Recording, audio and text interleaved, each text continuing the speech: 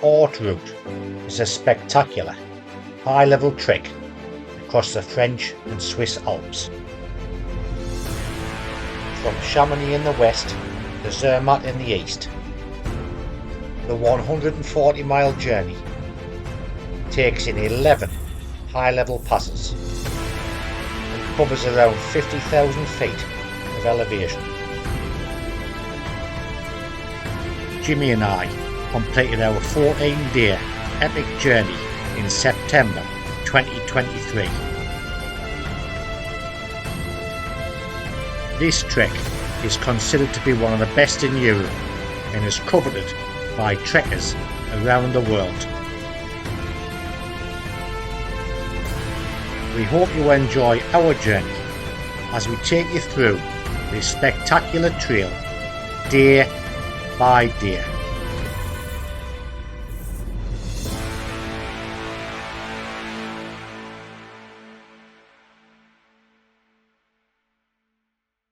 So I'm Michael and this is Jimmy, and together we're going to take you on this fantastic journey.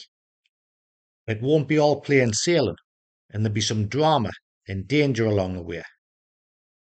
But mostly, what a journey this was. So sit back and relax, and I hope you enjoy this journey as much as we did.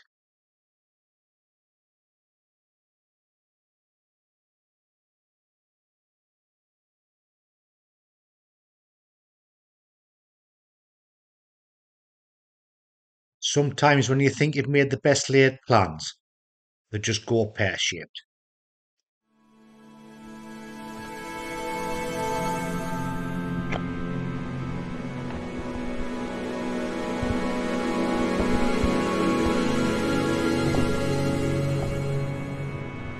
But first, we need to get there. We've been looking forward to this journey for months. All the researching and the planning, and finally, 3:30 in the morning, we were on our way to Newcastle Airport. I've got the window seat. Little did we know what this day would bring with it. An unexpected and devastating twist. Right. There's Ducky. He's just dropped us off. So our first journey to the Haute Route. Right. See you later, Ducky. Thank you. Stay safe, lads. Have a Thank good you. trip. Cheers. I'll see you next week Sunday. I'm 10. Right, well. Rucksacks all checked in and on our way through security. Had ourselves a couple of drinks, then made our way to the gate, ready to board the aircraft. Then the devastating news came, and the day was about to go pear-shaped. I got stopped at the gate, claiming my passport had expired. I slumped in the seat, head in hands, couldn't believe what was happening.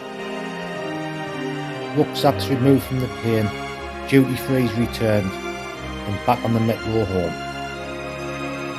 Absolutely devastated. But I'll tell you something, there's no way we're giving up that easy. We decided to go straight through to Durham Passport Office and knock on the door without any appointment. It was worth a try. The journey paid off, and I managed to get a fast-track appointment at 10:30 in the morning. The day was starting to pick up, and I couldn't actually believe it when I was issued my new passport at 1 o'clock that same day. All of a sudden, the day went from despair to joy. Straight onto KLM and booked the flights for the next morning.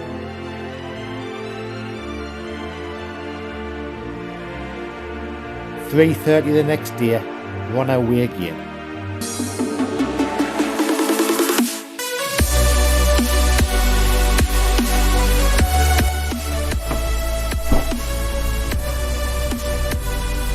Here we go, Jimmy. Aye. There's the rucksack out again.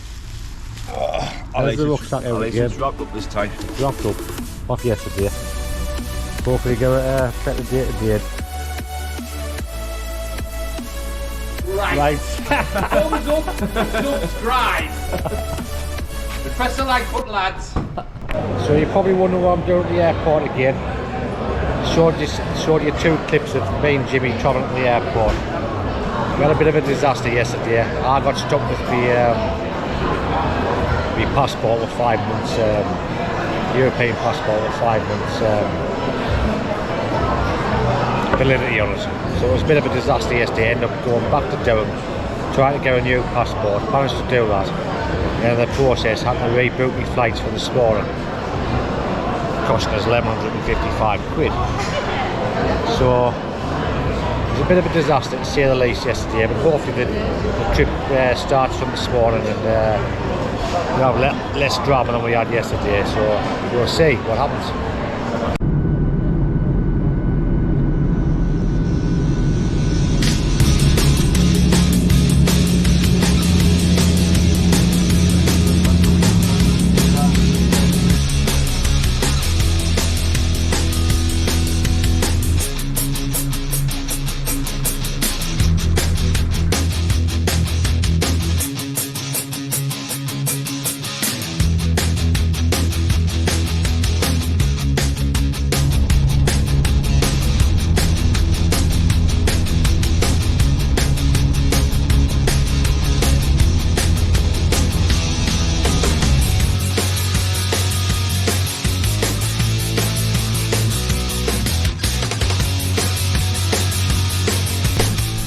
Hello everybody, here we are on our way to Col de Louvie, the start of the Haute Route, which is a 150-mile trek across the high Alps between Chamonix and Zermatt. So we've got a 14-week trek ahead of us, 14-day trek ahead of us. We had a bit of a disaster yesterday. We had issues at the airport with with my passport. Still had 5 months in date, 5 months left on it. It runs out February next year, but they wouldn't let us fly because the start date was over 10 years, which is a ridiculous situation. And nonetheless, I had to run around yesterday at Durham, get a new passport by the afternoon, and then book a new flight for me and Jimmy, which cost us another £1,200, believe it or not, for a single flight to get to Geneva, the 2 of us. So the holiday hasn't turned out fantastic at the start, but hopefully now we're here, we're walking along, and we're looking down on Mont Blanc just behind us there. Scenery's fabulous, the weather's fabulous. We're getting a bit of a chairlift up because we've had such a tough couple of days and we're behind schedule, and we'd built ourselves in for a refuge tonight, and it was an 8.5 hour hike from Chamonix, and we didn't get here till 3 o'clock in the afternoon. So there's just no way we would have caught back on our schedule. So unfortunately, and I don't like doing this or saying it, but we don't normally do this, but we had to jump in a chairlift through necessity. So that'll be the first and last time I'll show you on that one. So stay tuned, and more adventures and more days to come hopefully, and if the weather stays like this, we'll be looking great. Speak to you soon.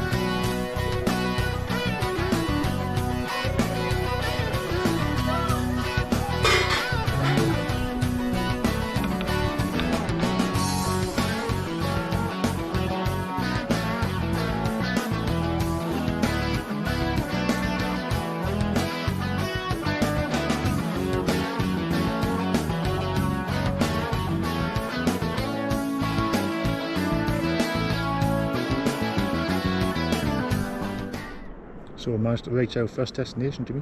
Oh, we're here. Yeah. Sun shining. Got a nice glacier backdrop behind us. Nice beer in Beautiful hand. views, a beer in the hand, and not a bad little first day considering we left home at 3 o'clock this morning. Is it? Doing well. It's been a rough couple of days running around with passports and trying to get sorted out, but we're here now, so we're in a cracking little spot. And we'll see what tonight brings and see what tomorrow brings. But tomorrow, headed over the top of that Col de Louvie, across the top of there. So that's tomorrow's job. So we'll see how that goes. I feel a little bit more settled now. What we've got here, and we've got a few bits of legwork under our belt. So were you heading down there? Were you heading on that path there, mate?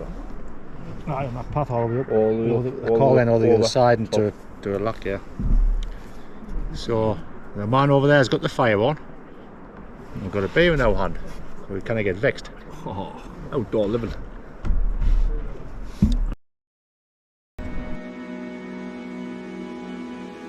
We end the night with a few jars too many, admiring what was a beautiful night sky, looking up towards our first high-level pass planned for tomorrow. Jimmy and I woke up on this morning with a full-on hangover, but never mind, we'll just get on with it.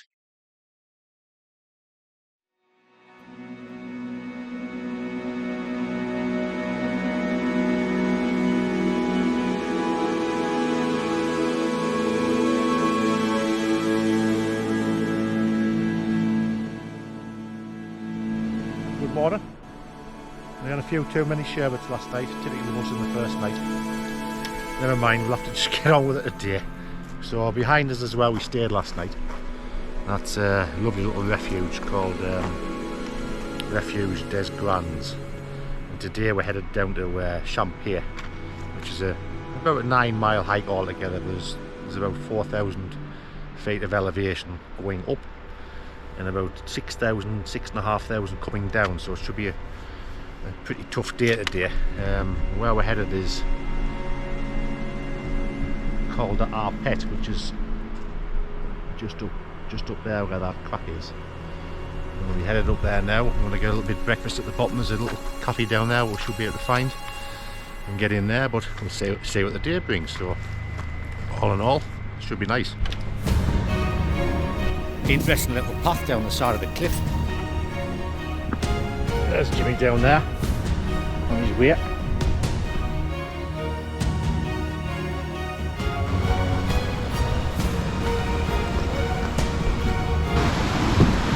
you sweating less than me? Oh, I'm not sweating at all. I'll be sweating shortly when I get up there. I'm sweating my hangover. Oh yeah, oh yeah. You got a hangover as well? Oh yeah, oh yeah.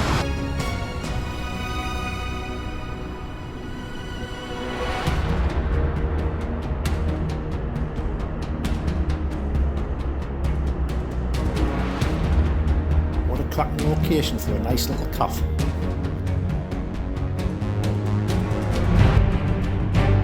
Hour then, Jimmy. Let's just get on with it.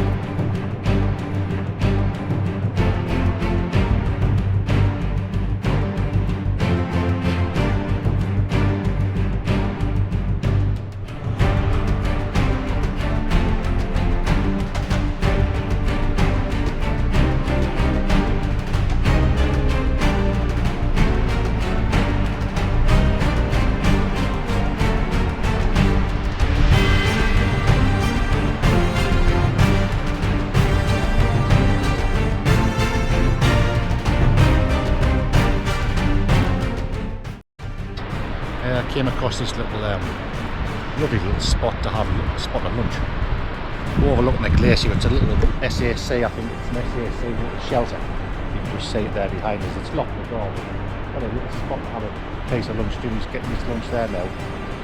It's just gorgeous. So couldn't ask for any better than this on the first day of walking. So I'll catch you later. Anyway, it's looking good so far.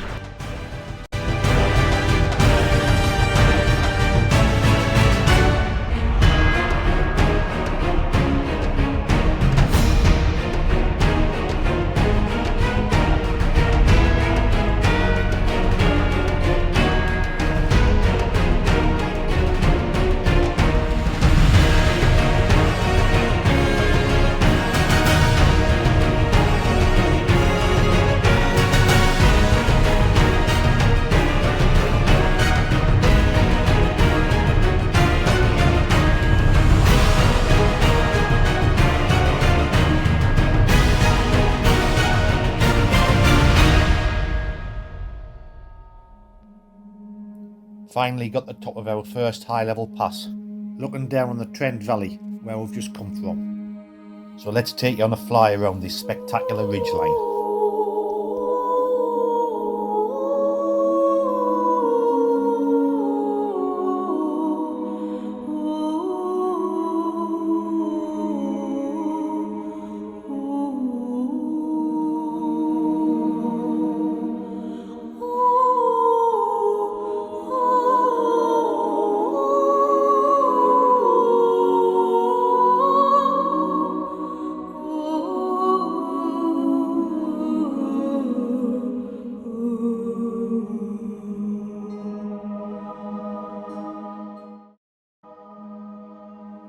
The awe-inspiring Trent Glacier and Trent Plateau with its 150 metre deep ice field. Sadly, it's lost a kilometre of its length in the past 25 years.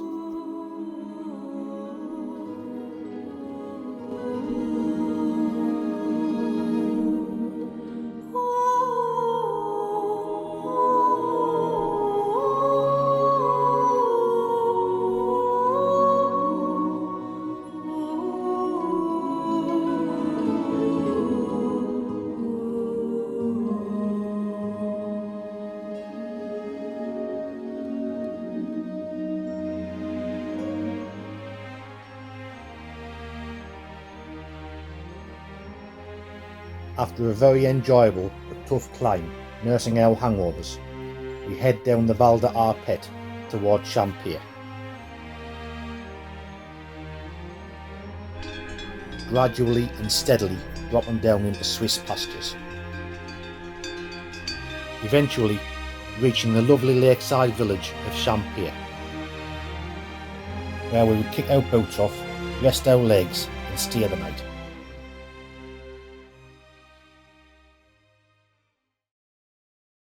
This day was a nice easy walk through pasture land, and compared to the day before, it really was just a hop, skip and a jump.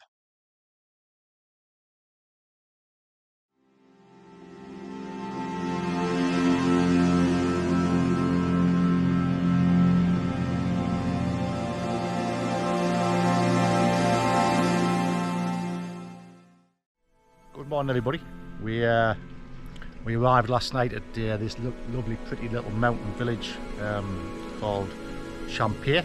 I'm standing on the lakeside at the moment. Had our breakfast and had a shower and got cleaned up last night and had a nice, good night's rest. And we had no alcohol, which was pretty good. So we feel fresh as paint this morning.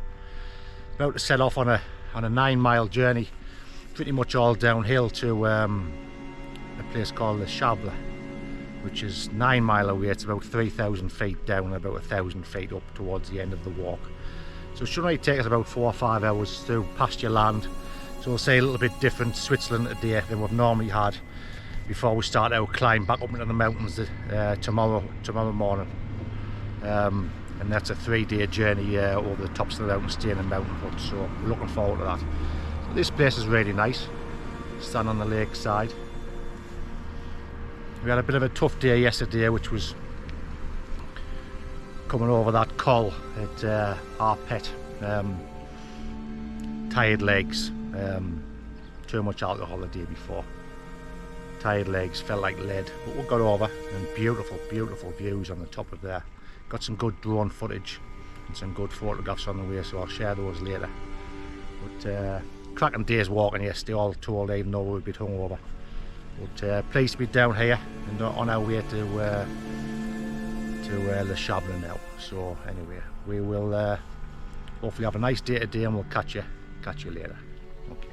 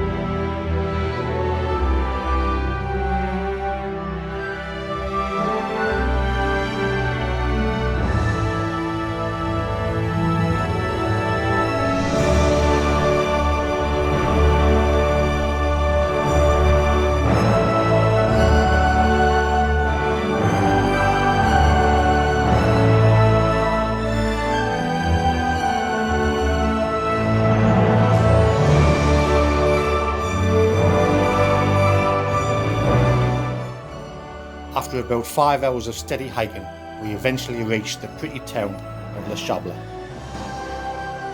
It turned out to be a nice but easy walk and a good opportunity to rest our legs. Looking back on it now, I'm pleased it was, because day 4 would turn out to be one of the toughest days of the whole trek, where we would have a steep climb out of Le Chable and back into these mountains, heading for the much anticipated and fabulous Cabane de Louvie. So we get our head down early, ready for a tough and relentless climb in the morning. Like I promised you on day 1, there'll be no more gondolas for us.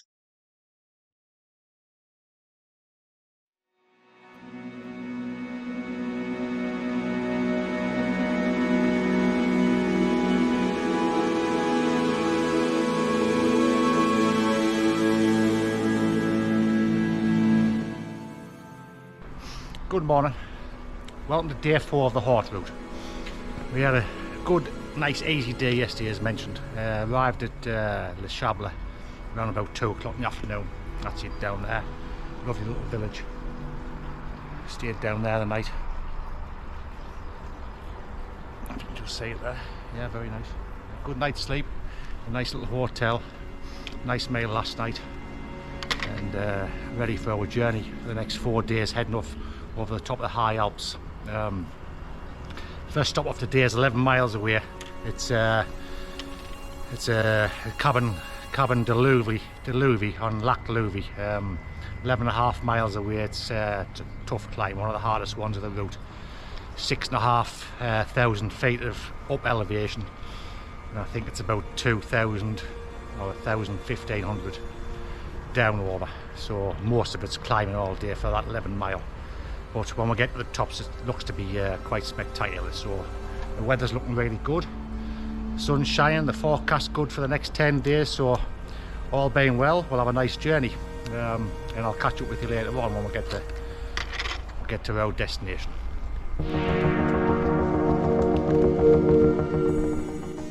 Here we go again then, Jimmy. We've got our customary selection of nice ham and cheese and a nice French baguette. So let's get this done. All joking aside, this was a relentless and steep climb all the way to La Runette and then some more.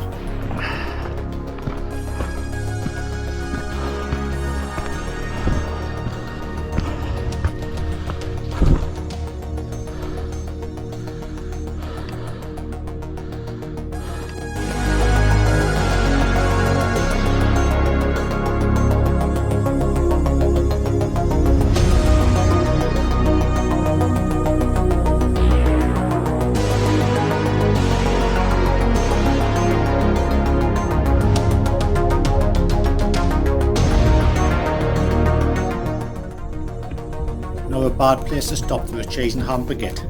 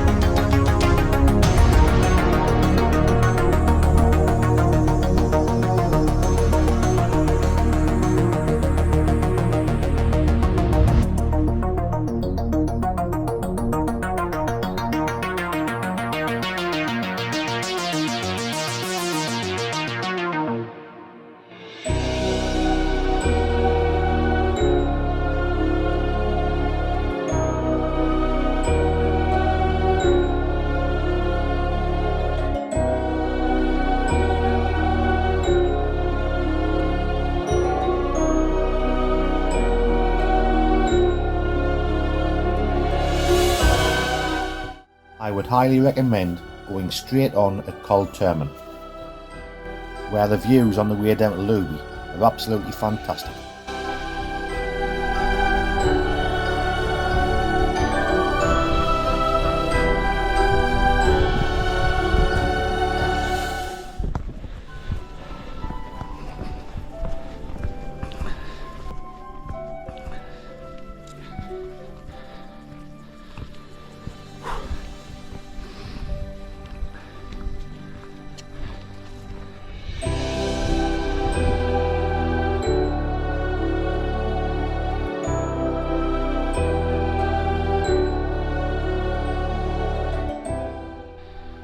We arrived at Cabane de Louvie ahead of schedule, I have to say. Took us about 8 hours in total, but I tell you what a climb coming out of there. Coming out to Chable was tough, and most people who we've talked to when we got here, most people caught the gondola, but Jimmy and I didn't. We flogged on and got it all done. We did 6,500 feet of elevation today and about 1,500 feet coming down, but worth every penny. That worth it. The Grand Common behind has been with us the whole of the route, and it's just been, the weather's been spectacular. The journey itself, coming over the top of there where we came, it's been absolutely unbelievable, the scenery. Looking down on that Grand Common, 4,500 metre peaks behind us with the glaciers and the snow on it. It's been absolutely unbelievable, the journey today, but really tough. But we've settled down, we've had a beer, and due to get our evening meal at 7 o'clock, and the evening's just beautiful. It's just a fabulous place to be. So looking forward to tomorrow, and looking forward to my evening meal, and we'll catch you in the morning.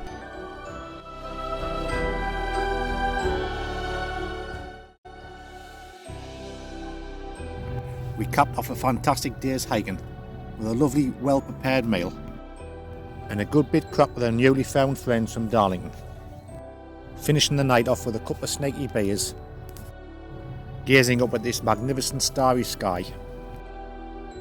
Also curiously watched the constant stream of head torches traversing along the mountainside from a Swiss ultra trail taking part that week.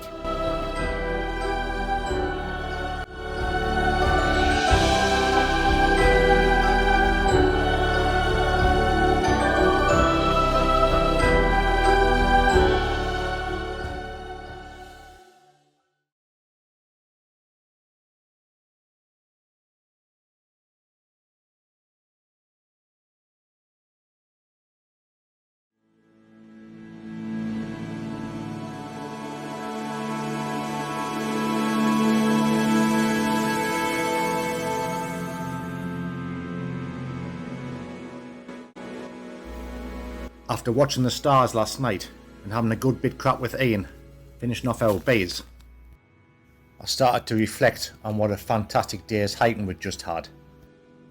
And I was thinking, it doesn't get any better than that.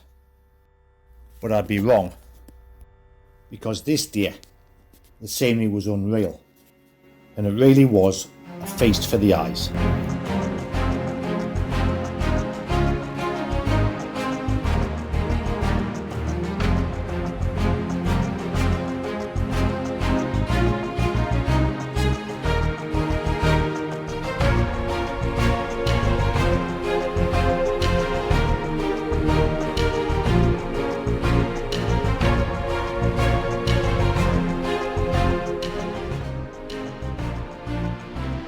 But before we get to here, we need to start our magnificent journey back down the bottom at Cabane de Louvie. Shortly after breakfast, we were treated with this helicopter taking off, having just delivered the fortnightly supplies to Cabane de Louvie. No sooner it came and it was gone. Shortly after, we would also be gone, heading for Cabane Prafleuri. But before we get there, we need to climb 2 high passes and cross a grand desert. It's not a bad place to start a trek, on the banks of Lac Louvie, looking back at Cabane de Louvie. We passed a few friends on our climb up to Col de Louvie. Smile. Our lovely American friends, Marsh and Rebecca, who turned out to be great company and finished the Haute Route the same day as us. Well done to them. Not forgetting our good friends from Darlington, who we just met last night, who we had a good bit crack with and shared a few beers. Leading from the front, this is Ian, one of 2. And following in hot pursuit, the lovely Jane. Closely followed by Jane's husband, Phil.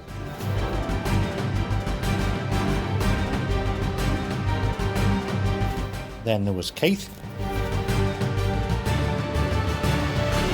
And last, but by no means least, keeping up the rear, Starman Ian, who ironically loves watching the stars. Well, you picked a good spot to share a beer last night, lad.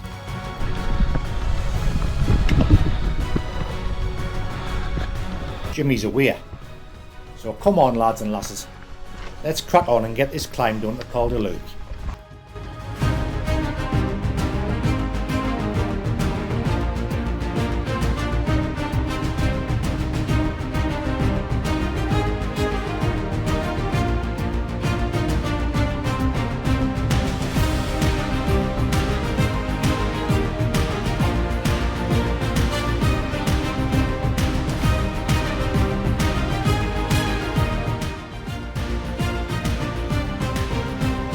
Views looking down the pass and further afield onto the Grand Corman or something else.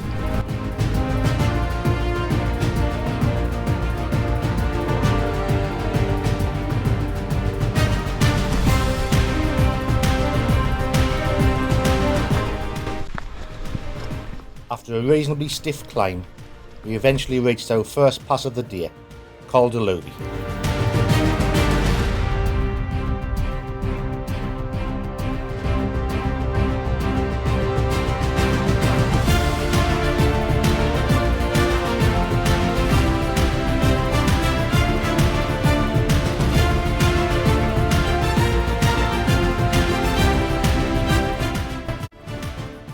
After leaving the col, we headed down at the amphitheatre that is the Grand Desert.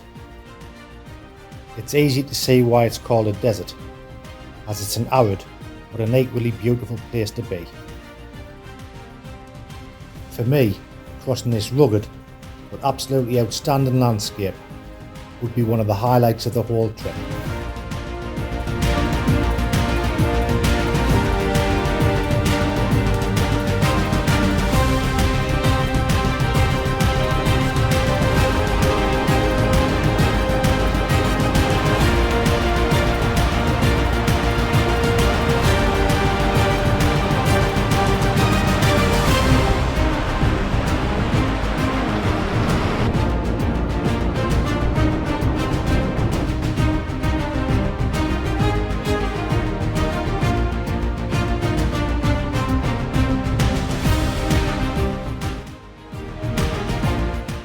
Before heading over the next col and leaving this desert behind, I thought this would be an appropriate spot to show you a panoramic view of this beautiful place.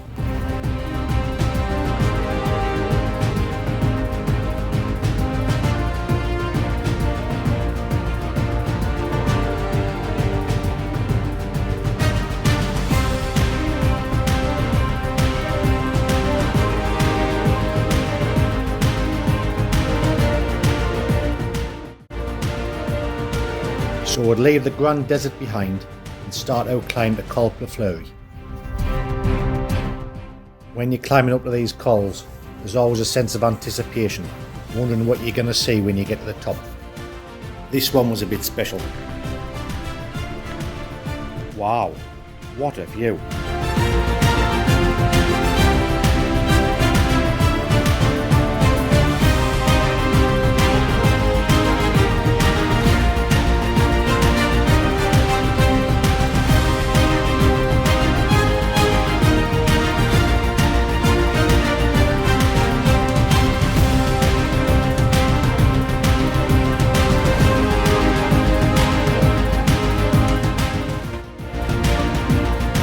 I reckon I can see the Matterhorn from here.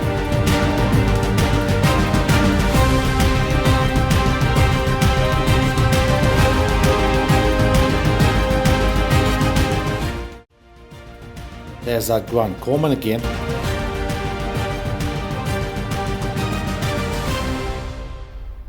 Before we go, a little walk along the ridge.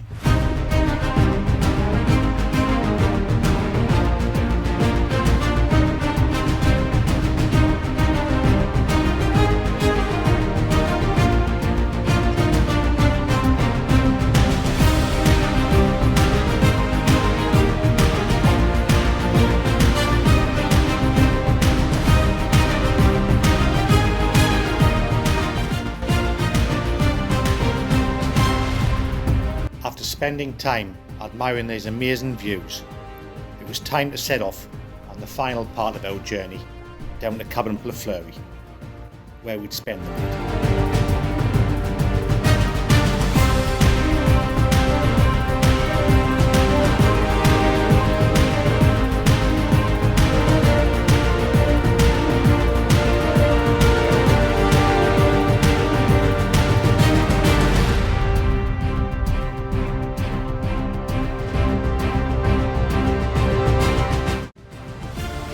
Looks like a nice cabin, Jimmy.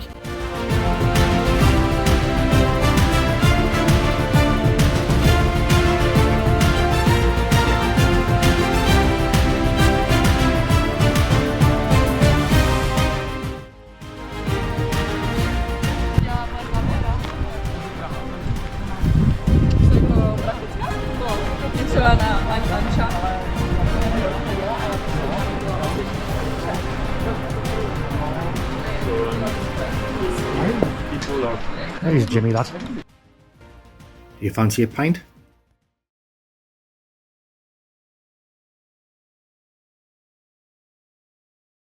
We found that the further and deeper you get into these mountains, it just gets better.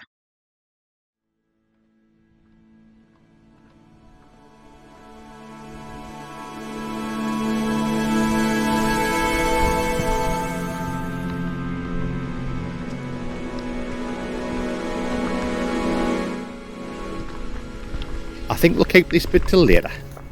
Morning everyone. Welcome to day 6 of our walkers Haute Route. Yesterday was quite a tough day for 7.5 miles. Felt like a long way. 3,500 feet of elevation through the Grand Desert and over a couple of col passes. The last one being behind us, Col de Louvie. The weather was hot, but the scenery coming over the top of that col behind me was absolutely fantastic. Got some good drone footage of it, and today we're headed up to this col here, and Jimmy's halfway up it there now while I'm talking. We're heading up to that col there, and when we head over the top of there, we're going to be looking down on Lac Dix, which is a big lake that we have to walk along. So it's a small col crossing and then along a flat lake, and then we're headed to a cabin tonight, quite high up, about 2,900 feet, and that's Cabane des Dix next to the lake. So it should be a good day. It should be relatively easy. It's only got about 2,500 feet of elevation going up, around about 1,500 coming down. So should be a nice easy day, but I said that yesterday, it wasn't.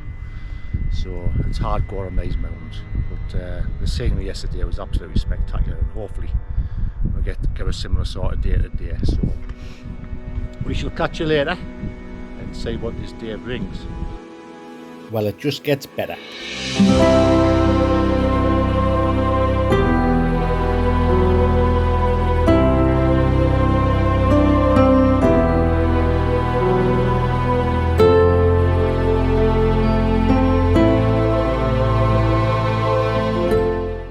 The early morning sun casting light over the lake looked absolutely gorgeous.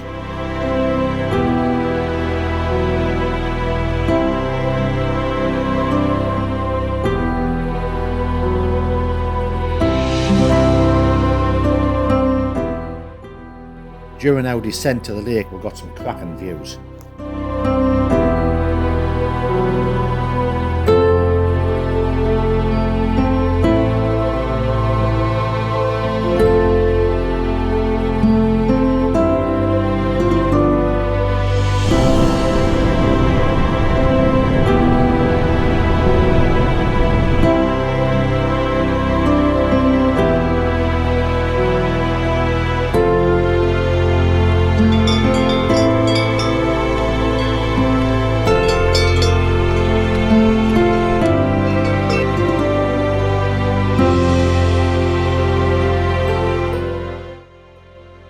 The lakeside track was a picturesque but easy stroll, but you don't get much respite in these mountains, and it wouldn't be long before we started our climb to Cabane des Sticks.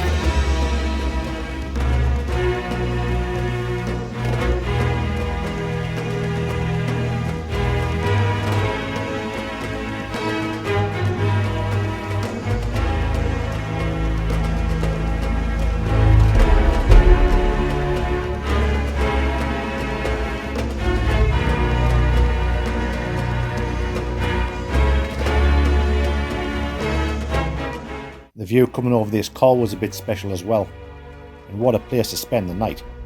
It just gets better. And the landscape walking into the cabin reminded me of the day before on the Grand Desert, a little bit like you would expect the surface of the mountain to be.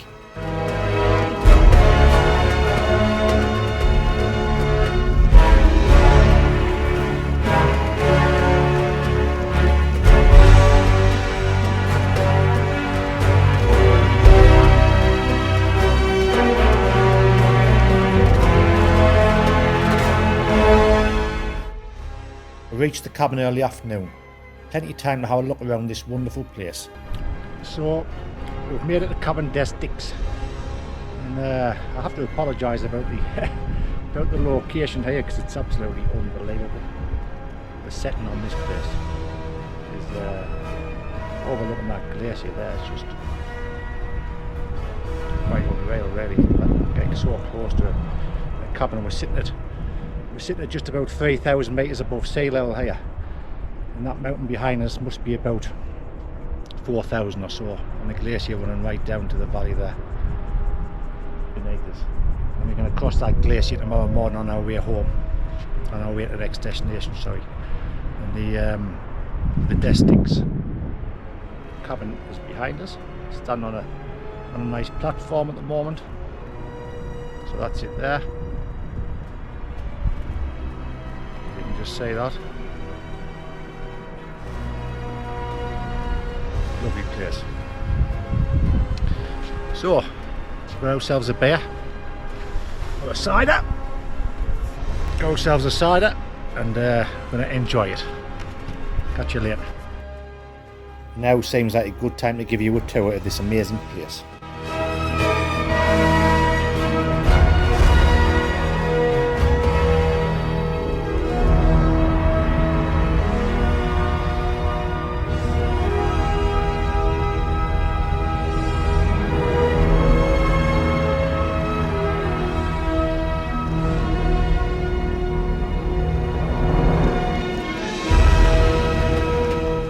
While I'm having my beer, I had a bit look around.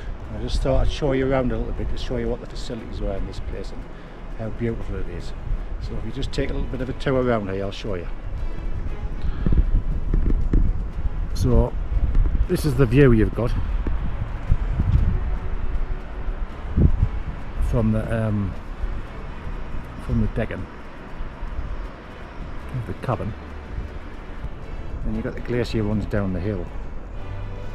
And then over here, I'll step back, there's like a chill out zone. And you've got like a little seating area here. You sit down and overlook the glacier there. We've even got a yard which apparently the owner sits in. Believe it or not, got a Swedish spot. Give him a chest if you want one. Really good. So, I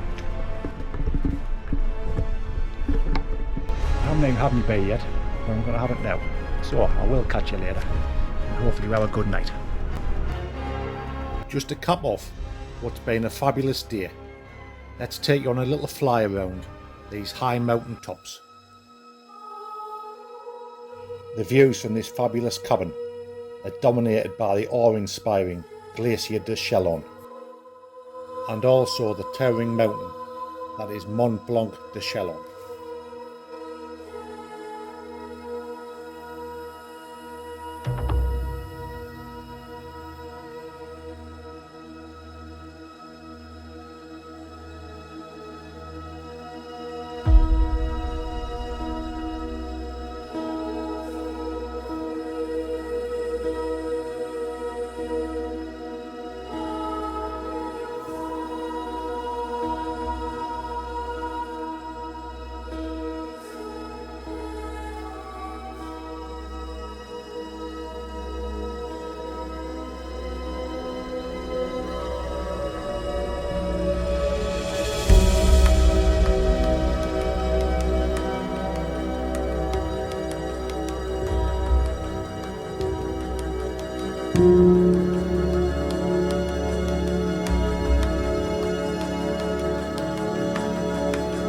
We saw the Matterhorn yesterday, and there she is again today.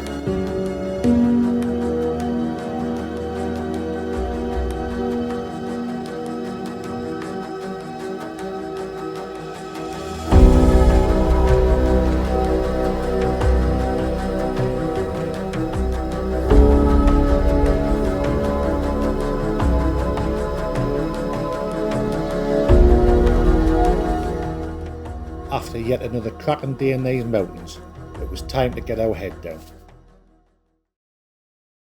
Our time on these mountains was travelling so fast. I can't believe today we'll be reaching our halfway house.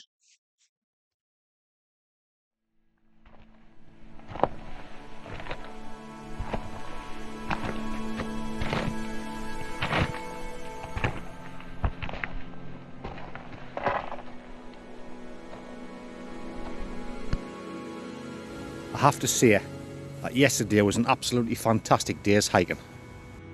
Capped off with a great night's stay at Cabane. The facilities combined with the location were absolutely second to none. So we finished the night off with a nice meal, a couple of glasses of wine and got our head down early.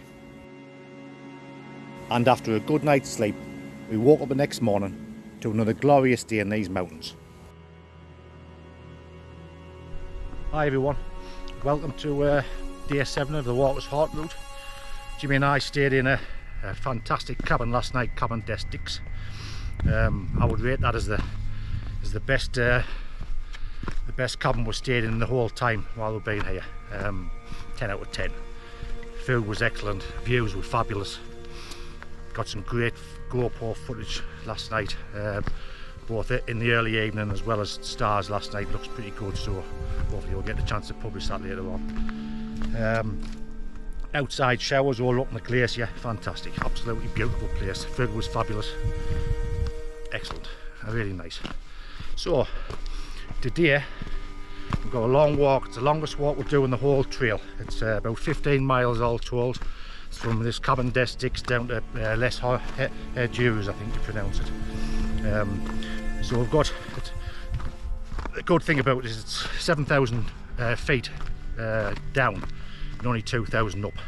We've just climbed over the col there, so we've got some of the 2,000 feet out the road. We've got another col to climb. Now once we get over there, we're sort of headed down into the valleys then to Les Hauderes. We should get there in about 8 or 9 hours time. So nice day, nice weather. Should be a good day. Heading back down into the valleys and away from the mountains. So I will catch you later. Hopefully you have a nice day. Just a small matter of this little pass to climb.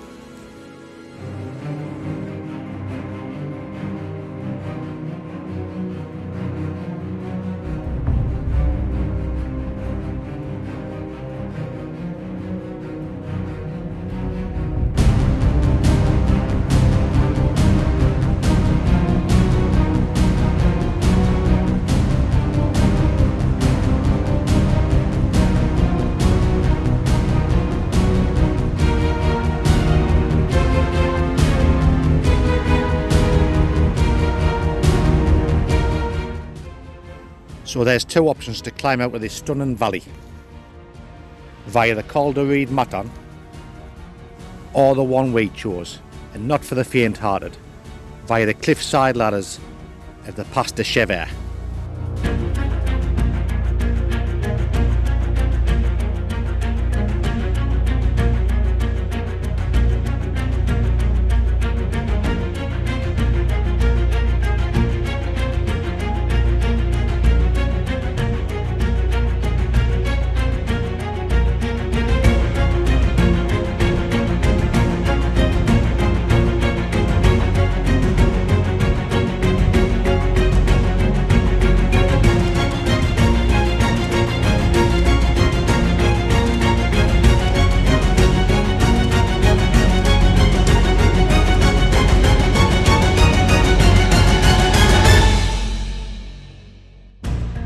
Standing on the top of the Pas de Chèvres and looking directly across to the Cabane really does give you a good perspective on the lofty position that this fabulous cabin holds.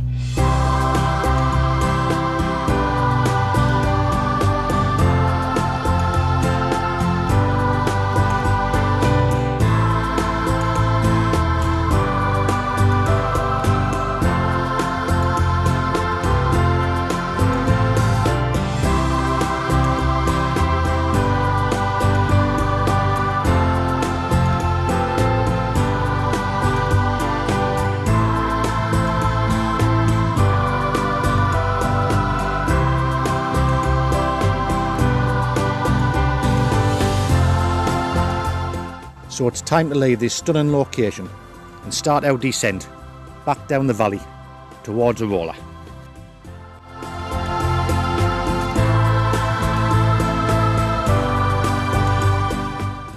It's looking pretty good on this side of the pass as well.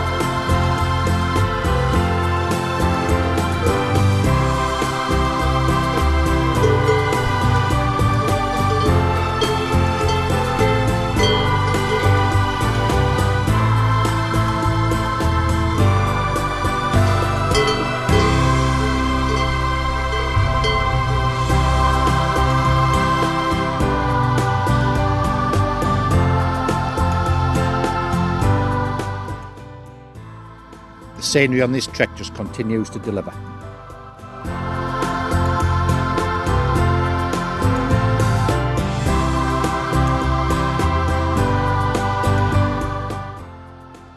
As we descend down further into lower elevations, the trail cuts through beautiful pine forest, eventually emerging at the lovely alpine village of Arola.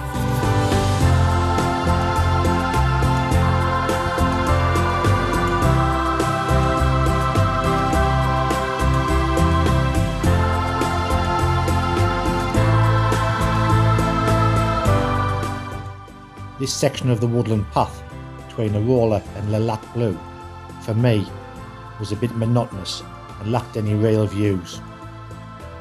However, reflecting back on it now, I must have become a bit complacent because it doesn't look half bad here. Eventually, the woodland path opens up into the little oasis of Le Lac Bleu.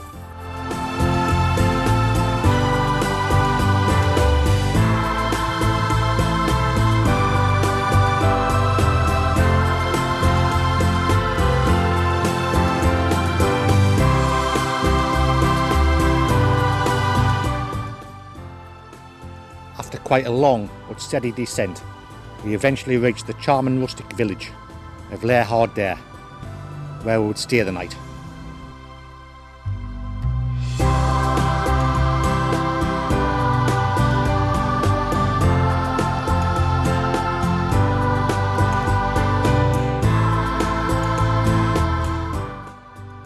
After a short stroll through the village, we eventually reached what would be our halfway house, the lovely Hotel Vesuvius.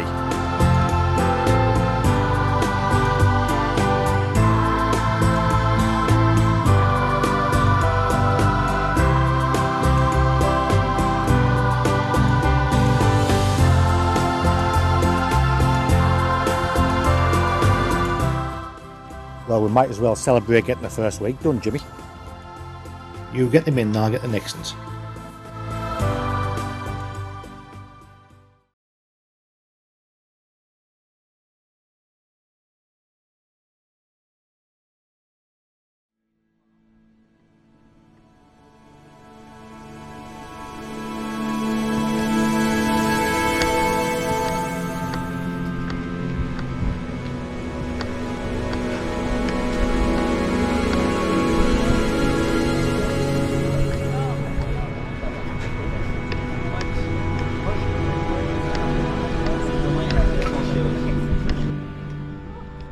Whoa, this is looking good.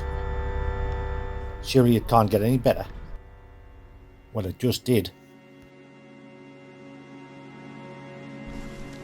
Hello everyone, welcome to day 8 of mine and Jimmy's trek on the Haute Route. We had a decent day yesterday, lovely the first half of the walk, walking over the tops before we got down to Arola. Arola was a lovely place as well, but the walk over the tops, up the ladders and past the glacier and down to Arola was lovely. didn't particularly enjoy the bit between Aurora and Lac Bleu. It was a bit up and down, looked to be flat on the map, but you just sort of hugging the forest around, and it was a bit boring, to be honest. Didn't have many views, and it was a bit samey up and down, not much cop. But the walk down to Hauderes was quite nice. I'm standing in Hauderes at the moment. We stayed in this lovely Reserve hotel behind us here, absolutely stunning. Lovely meal last night, lovely accommodation, nice night all round. A couple of beers, got ourselves washed up, cleaned all our equipment and our clothes, got them dried and ready for the off this morning. So today we're headed off from this lovely village of Les Hauderes up to what's the name of it again? I've forgotten it now. Don't worry, you'll get there, Michael. Cabane de Moiry, that's the name of it. It's a decent walk. It's basically heading back to the village here now. It's about 7.5 miles and 6,200 feet up and about 1,800 feet down. Should take us about 6 hours in total, but basically it's a big climb up straight to the top, drops into a bowl, round by a little lake, and then up to a Cabane de Moiry, which is apparently overlooking a glacier. So it looks to be really good. So we'll see how this day goes. We're all stocked up, ready to go, and I will catch you later. Leaving the lovely rustic village of Les Hauderes.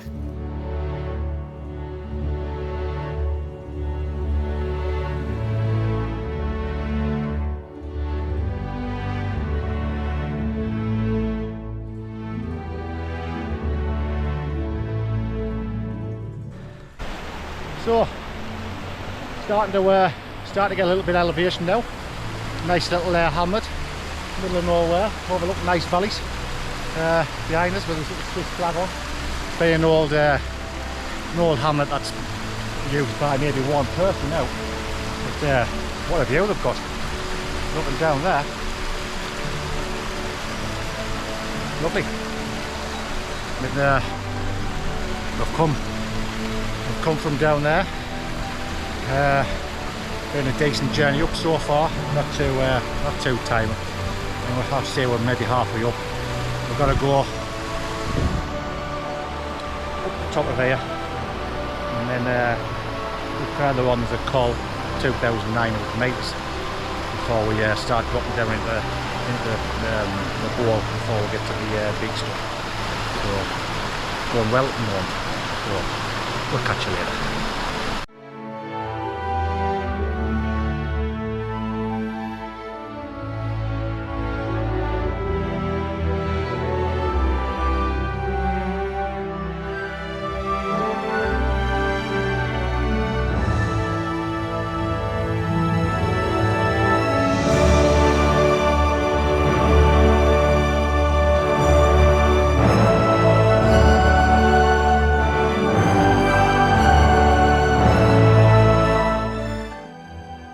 The views looking down the pass and the descent from Col de Louvie by Haute Route standards were nothing special. But I'll tell you what, it doesn't half get a bit special further down.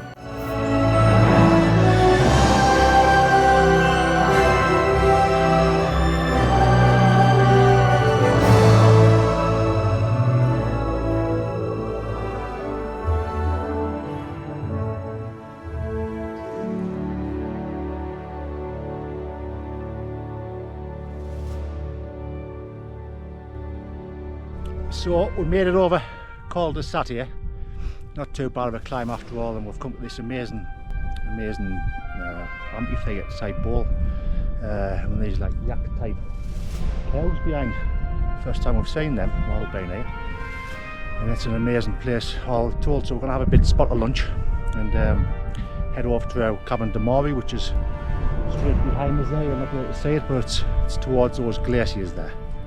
So looking pretty good so far. I'll have a spot of lunch and I'll catch you later. Allez, on y va. Good, good, good.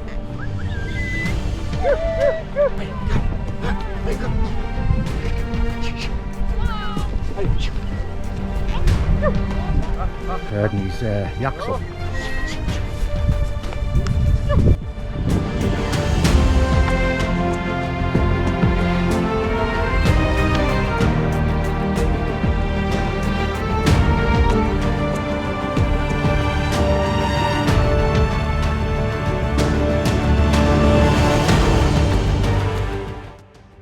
Now that's not a bad place to have some bait. So I've made it down to the bottom of the amphitheatre before we start climbing up to the cabin. Just a bit disappointing. A lovely place, but it's disappointing the fact that there's a car park here, which means that the cabin's going to be probably rammed up. People driving up to the top and then just walking a short distance to the cabin. It's a bit disappointing that way, but I'm sure the location of the cabin looks like a beautiful spot. We'll have a bit lunch down here, Jimmy and I. It's not a bad spot for that, so we'll catch you later.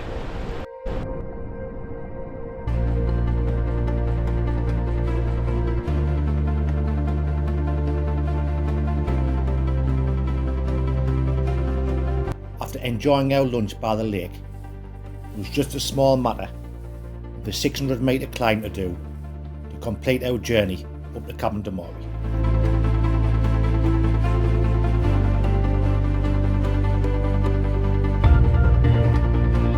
During the lower levels of this tough ascent, we were treated with a hike along the crest of the huge and awesome lateral moraine, carved out and bulldozed thousands of years ago by the now retreating Glacier de Moiry.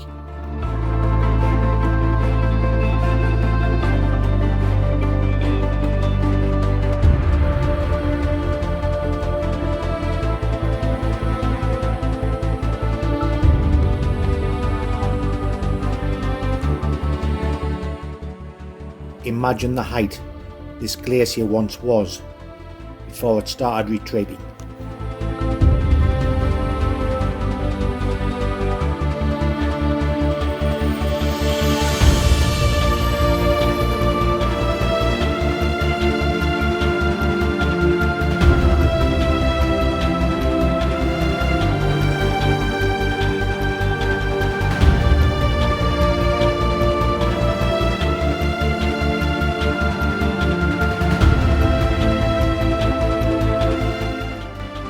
Eventually the track leaves the moraine, heading ever higher to Cabane de Moiry.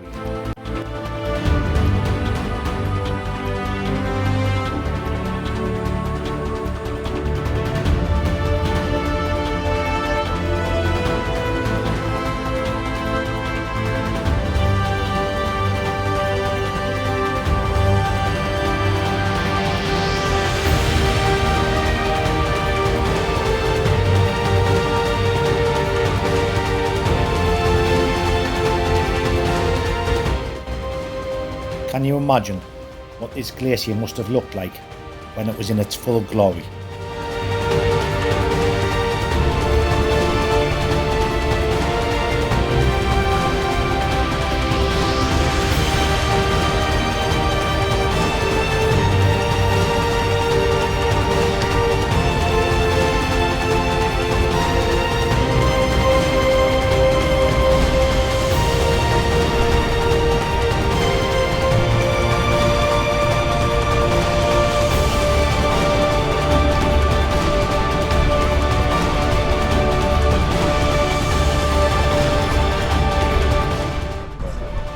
It can't get better than this. So let's take a look at this natural and powerful bulldozer, the breathtaking Glacier de Moiry.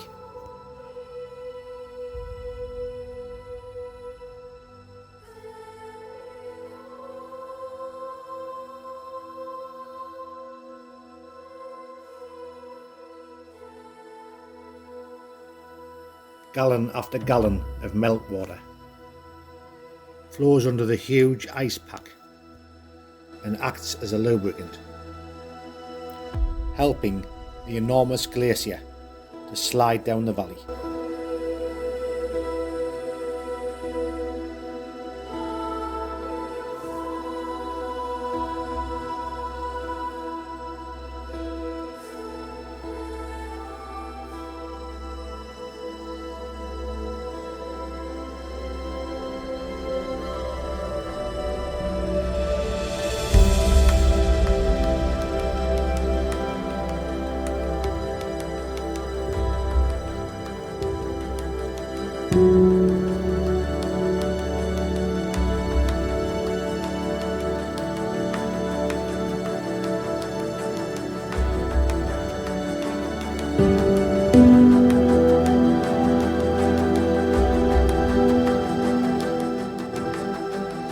As the ice falls over steeper ground, huge crevasses open up further.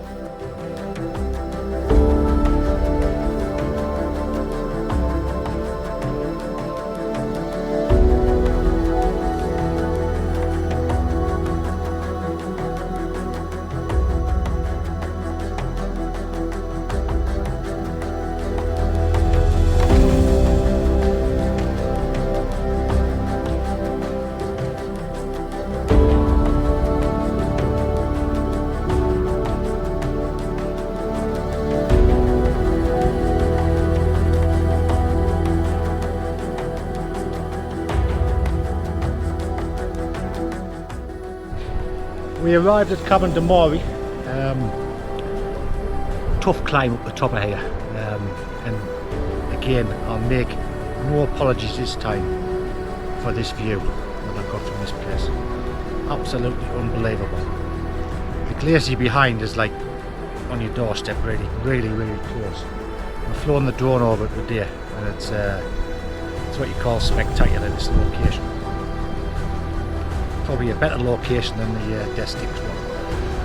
But what's let the place down a little bit is there's a lot of there's about 80 people staying here. It's very commercial. And I mentioned earlier there was a car park down the bottom, which gave the people a chance to really put about 4 hours of hiking in to get to 2,000 and odd metres. And people were just driving up in cars, so it was like a procession of people. Backwards and forwards, and everybody was here having a beer when they got here, which is fine. But when you hike this far and you go to a place like this, you don't want it too commercial, so that's the way it is at the moment. But anyway, I'm going to enjoy myself, had a nice meal, had a nice shower, and spend the rest of the evening and look at this beautiful glacier that's behind us. I could sit there all night and look at that one. So tomorrow we've got another day ahead of us, about 10 mile, and I'll catch you in the morning.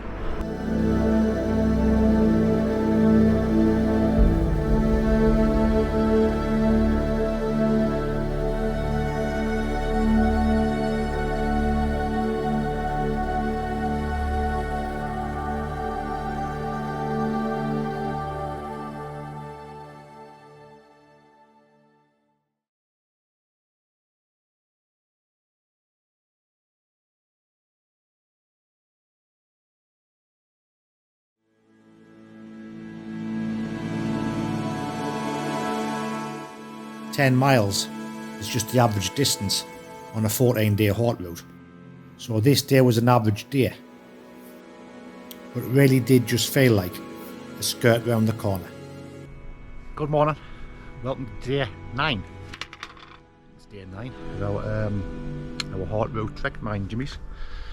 Good night's kip last night in the Cabane de Moiry, which is just set behind us there now. Get a good laugh at me having a rant. Mentioned last night there's just too many people. It's to do with the car park down the bottom. It's not their fault, but just there's 80 people in there last night, which is not what you expect when you hike all that way to get up the top, especially in that sun that we had yesterday. Nose is bent a little bit, never mind. So today we were heading down to Zinal. It's about a 10 mile hike from here, so a decent hike. It should take us about 6 hours. It's mainly downhill, 5,500 feet downhill, and there's a col to climb after the lake down the bottom here, which is down there, the lake. You can just see that behind us. That's it there. So we'll walk down the side of this lake here, and then we head up over a col, which is the 2,000 feet, sorry, the 2,000 feet climb.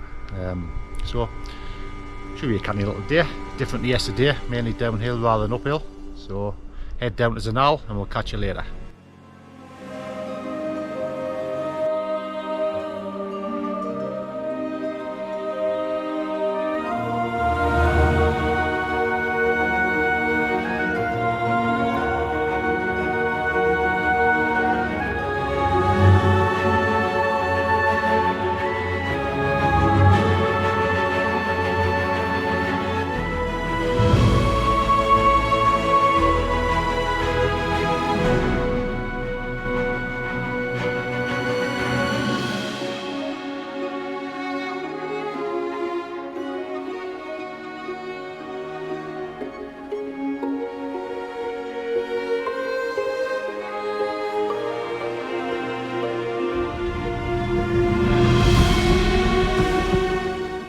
climb up from Lac Moiry proved to be quite a tough one.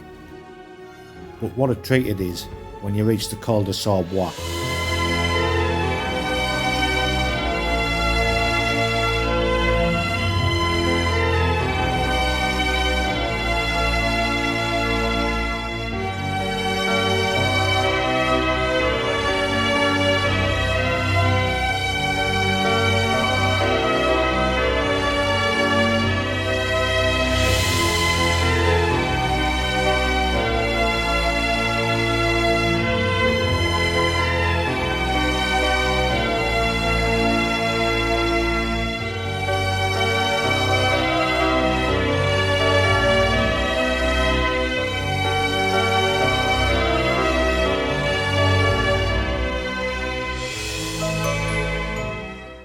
The mountain scenery on the way down to Val de Zinal, dominated by the towering Weisshorn, was absolutely superb.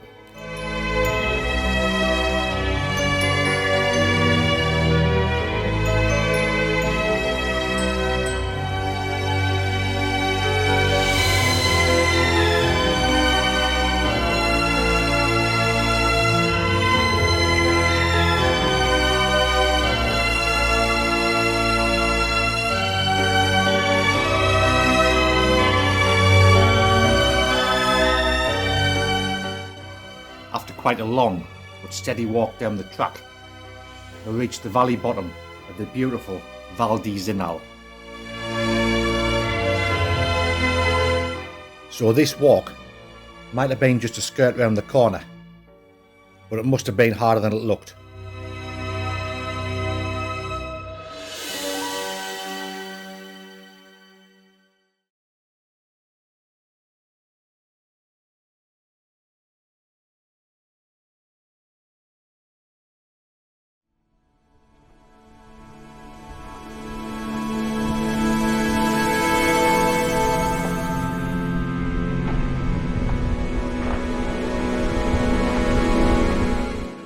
On this day, the views were so good from behind, I wish I could have walked backwards.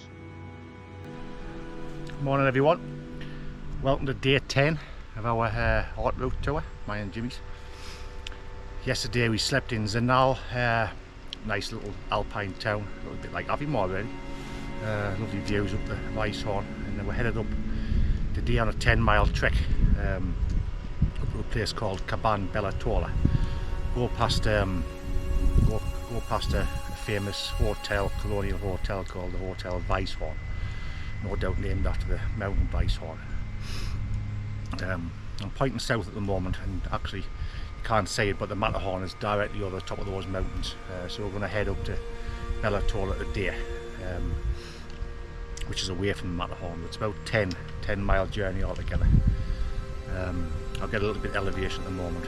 It's 3,200 feet of elevation,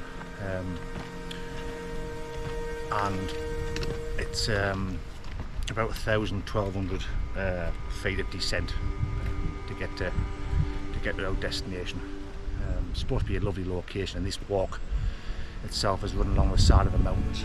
There's no corals to cross today, so it should be quite pleasant, not too difficult. Take about 6 hours apparently, and apparently the views looking back south here are fabulous today, and the sun's out. Forecast looking decent today again. I think a little bit cloud coming tomorrow, possibly some thunderstorms in the afternoon, and then the Wednesday is similar, but we'll take advantage of it today and enjoy our walk. So see what the day brings, and I'll catch you later. Not a bad view for this time in the morning. Well then, Jimmy, let's crack on and see what this day brings.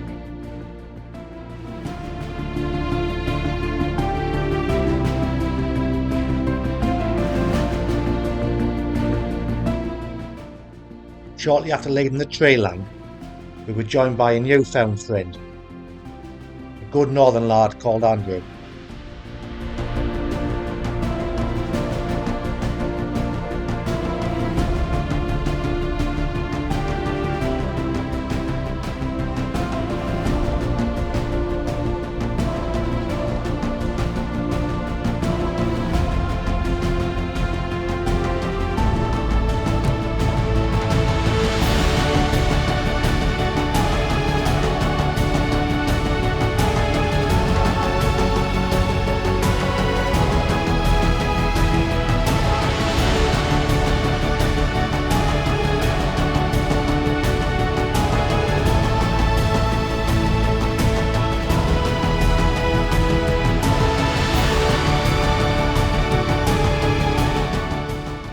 had a good bit crack with Andrew, who was due to fork off our track and head over the Mide Pass towards Gruben, but we thoroughly enjoyed his company and would meet up again with him later.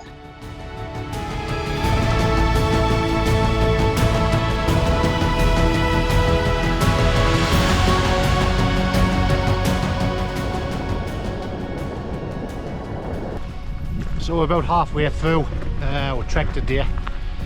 Magnificent views, it has to be said, looking backwards behind us to the south. The Weisshorn and the can't say the Matterhorn, but you can say the Weisshorn and all those mountains behind. It just looks absolutely stunning behind. I wish I could walk backwards, to be honest with you. That's what he says in the book as well. We're about an hour's walk from the Weisshorn hotel. Well, we'll probably stop and have a bit of lunch, but so far the day is going beautiful. There's a few clouds starting to show their heads, which is a nice change. I think we're due a bit storm later on, or possibly tomorrow. The lady said to us this morning that there was rain possibly coming today. So you can see there's a few clouds starting to appear, but the view is looking backwards. Absolutely stunning. Down there towards Zinal as well, where we've just come from. That's how in the valley there. Absolutely stunning. Anyway, we're looking for somewhere to lunch.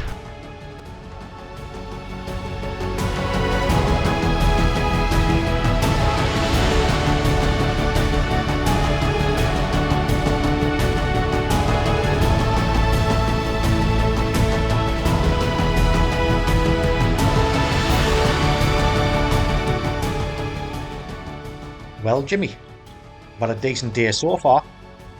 You fancy a pint?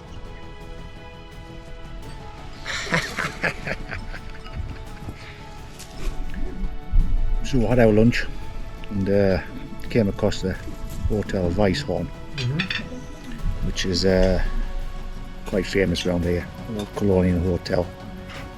And Jimmy and I thought we'd just go and get a nice beer before we get about an hour and a half's hike up to Cabane Tola.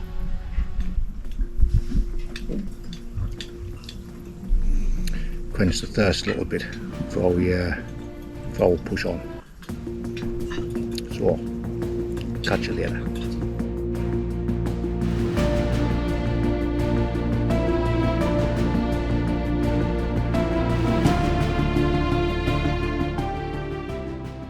The section immediately after Hotel Weisshorn was absolutely gorgeous. The views looking forward this time were dominated by the magnificent mountain Le Tourneau.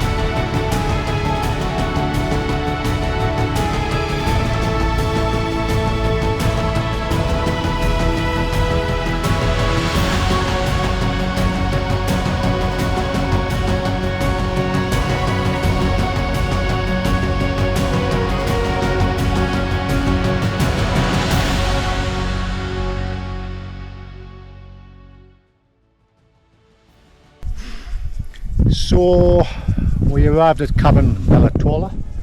Very nice walk today. Weather's been good. Steady away. It was 10 miles, but quite easy in respect to what we've been doing for the rest of the journey. And a great location. Very, very quiet. I was expecting it to be quite full because it's got dormitories for 90, this place, but there's only me and Jimmy, two French ladies, and apparently waiting for another 3 people to turn up. So if they don't turn up, there'll be only 4 of us here today. But tomorrow's looking like a good day as well, decent. The weather's possibly changing in the afternoon, and we're planning on doing a summit in Tola tomorrow, which is this white one behind us. It's be the first time we've travelled over 3,000 metres above sea level tomorrow. I think you can probably see it. It's directly behind us there now. So I've just been talking to the guy in the cabin, and he says, yeah, it's a good walk. It's a couple of hours journey, but it's an add-on to what we're expecting to do tomorrow. If we just travelled to Gruben, it would be 4 hours, and this is going to take us about 6 hours. So it's going to be the first summit we'll do. So I'm looking forward to that, and as the weather holds off, looking like it's going to be changing by tomorrow tea time, so we should get that done and down into Gruben before the weather changes. And I'm going to enjoy the evening and night and try and get some GoPro time-lapse footage. But if you just look at the views to the south there, there's a few clouds. There's a mountain behind us which you'll have seen on the footage already, but it's called the Tola, or that mountain.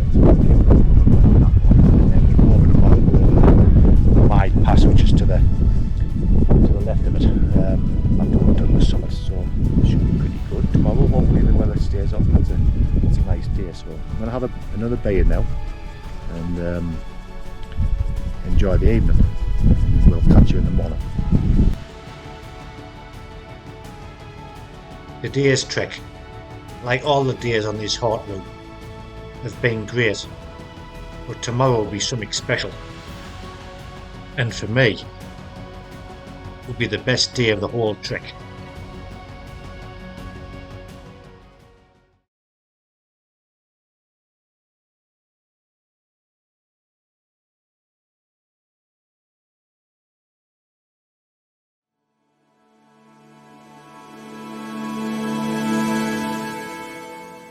So far, the previous 10 days on this trek's been absolutely fabulous. But today, out of all the days, would be a special one. For me, it had it all. 3,000 metre summit climbs, high mountain passes, lush green alpine forested valleys, absolutely breathtaking mountain scenery. But most of all, it would be the inspiration we received from a couple of lovely ladies from Switzerland, one of them almost 90 years old, climbing the 3,000 metre peak of Tola summit.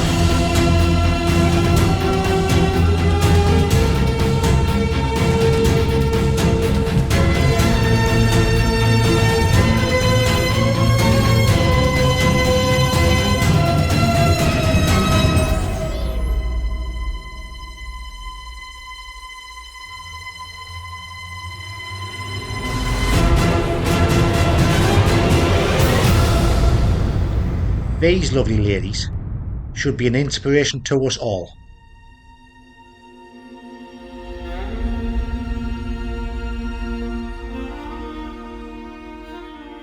Jimmy and I have been looking forward to this day all week, mainly due to the fact that it was the first opportunity for us to climb a 3,000 metre summit. So when we had our breakfast against the backdrop of this beautiful sunrise, I had a feeling the day was going to be a good one. and I wouldn't be disappointed because this day would turn out to be one of the best days of the whole trek. Good morning, and welcome to day 11 of mine and Jimmy's Haute Route journey. We had a good night last night down Cabane Tola down the bottom there. I think it's just behind us, lit up in grey and red. Although it was warm during the night, there wasn't much air in the room. We forgot to leave the window open, so it was our fault really. But it was a warm night, but we were up this morning, had a shower, had a nice breakfast, and heading off on our way to ultimate journey of end up in Gruben. But before that, we're going to climb a summit, Tola summit, which is be the highest point we've been to the whole of the journey, and it's the first summit we'll be doing as well. The whole journey we've just been crossing passes and cols, and we've decided to do the summit on the way around today. And then we've got to pass a place called the Moiry Pass after we've done the summit, and then down to Gruben. About a 10-mile journey in total. Quite a bit of ascent. There's about 3,200 feet of ascent and near enough 5,000 feet of descent coming down into Gruben. So I'm looking forward to the day. First summit we'll be doing, so I'm looking forward to standing on the top of the mountain rather than standing on a col. The weather's looking pretty decent, although it's a little bit more cloudy than it has been. But all told, it looks like it's going to be a good day. So we shall catch you later and see what the day brings.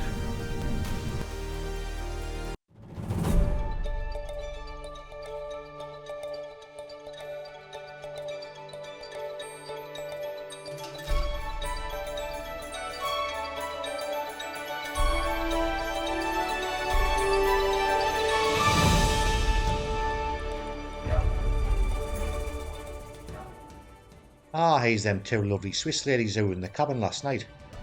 They did say they were planning on climbing Tola summit at breakfast this morning, and that will probably catch them up because they were just going to take the time. We were a bit surprised when they told us, but here they are on the way up. Aye.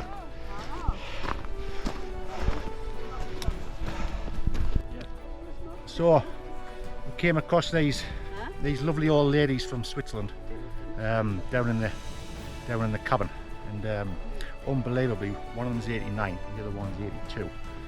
One's from Zurich and one's from Bern, and they spent the night in the cabin last night, and they're actually climbing up to the summit of Tola, which is impressive to say the least. So all of you people out there who think you passed it, take an example from these two ladies here, who the 89-year-old and 82-year-old still climbing 3,000 metre summits, which is unbelievable. So well done, I would say to them two. Here they are. Absolutely brilliant.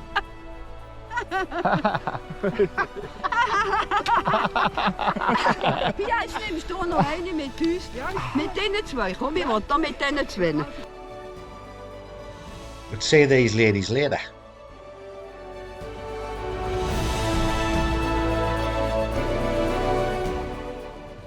The views on the way up to the summit continue to astound.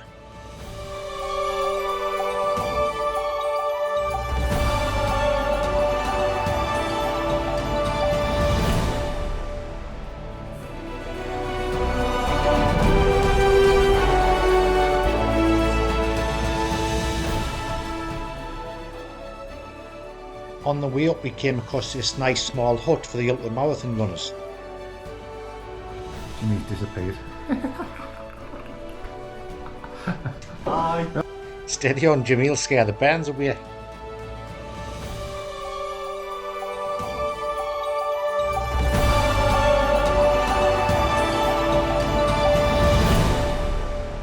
Oh well then, stop messing about. Got a summit to climb.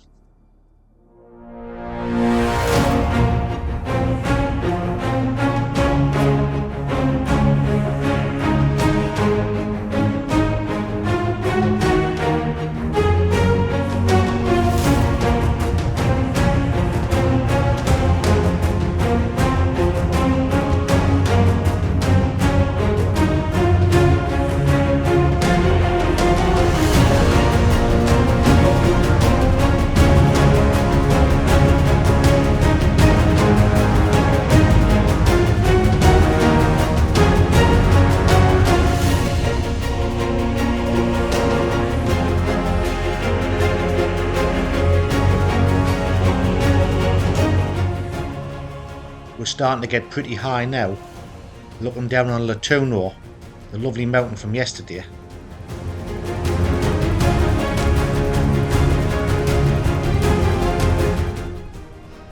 So we're nearly at the summit of Tola, and we'll look back at the two old ladies.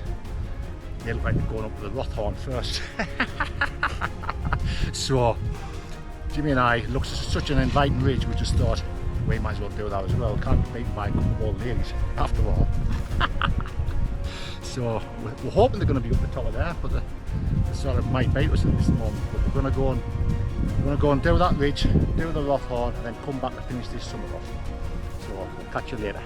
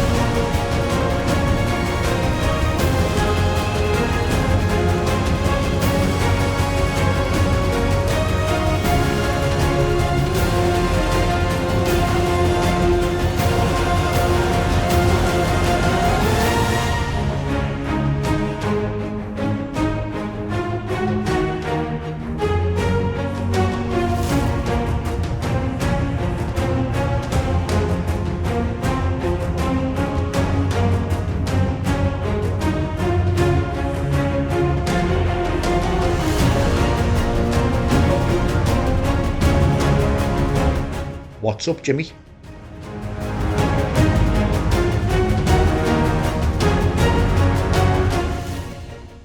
Ah, they haven't gone to Rothhorn. It's a bit dodgy that way, Jimmy. Let's head back down on the path and see our friends again.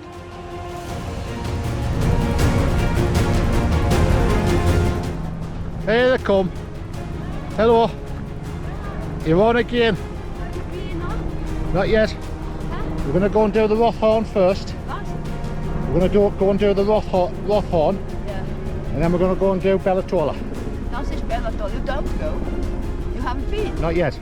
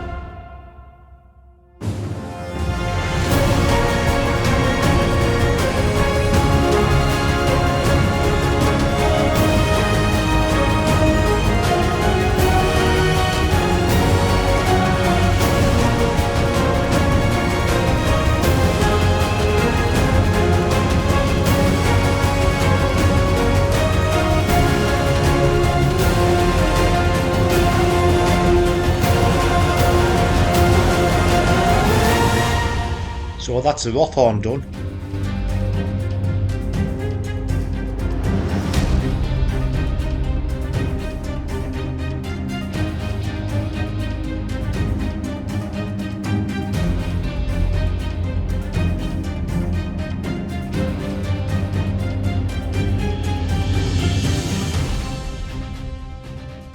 So I think it's about time we took you on a fly around this fantastic ridge.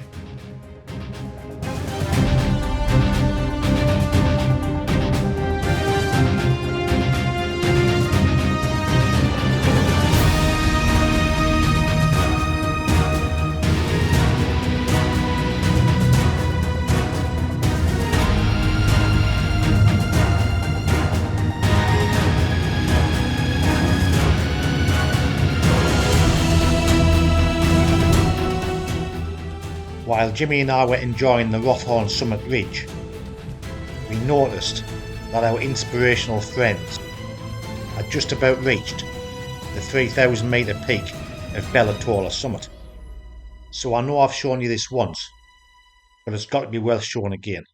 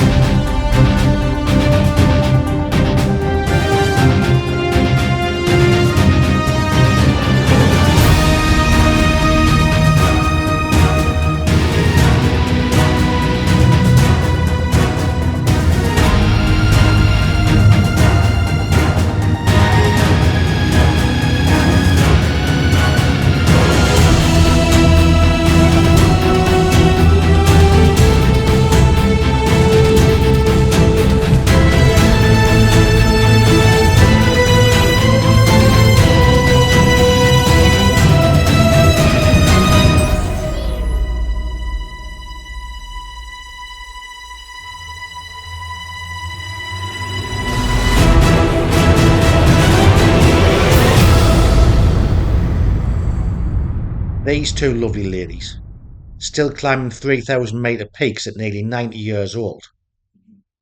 What an amazing effort and an inspiration to us all. So it was time for me and Jimmy to leave the Rothhorn summit and trek back along this magnificent ridge on our own journey to reach the top of Tola summit.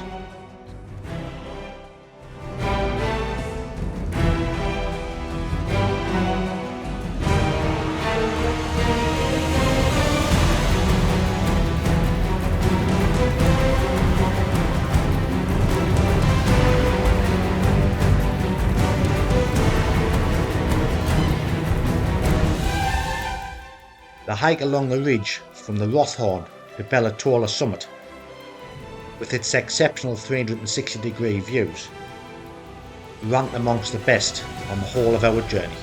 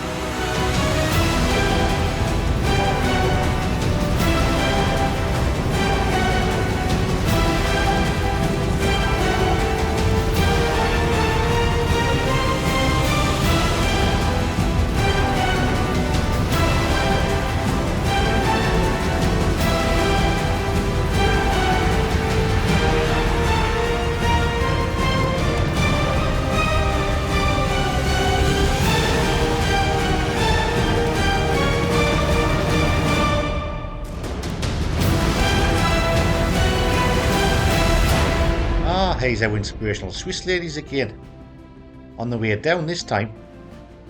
Here we are. It was all right up. Was it good? Huh? Was it Very nice? good. Very good. Excellent. Very good. Excellent. Thank Well you. done. Thank you. We wouldn't see these lovely ladies again, but what a pleasure it's been to meet them, and we wish them good luck for the future.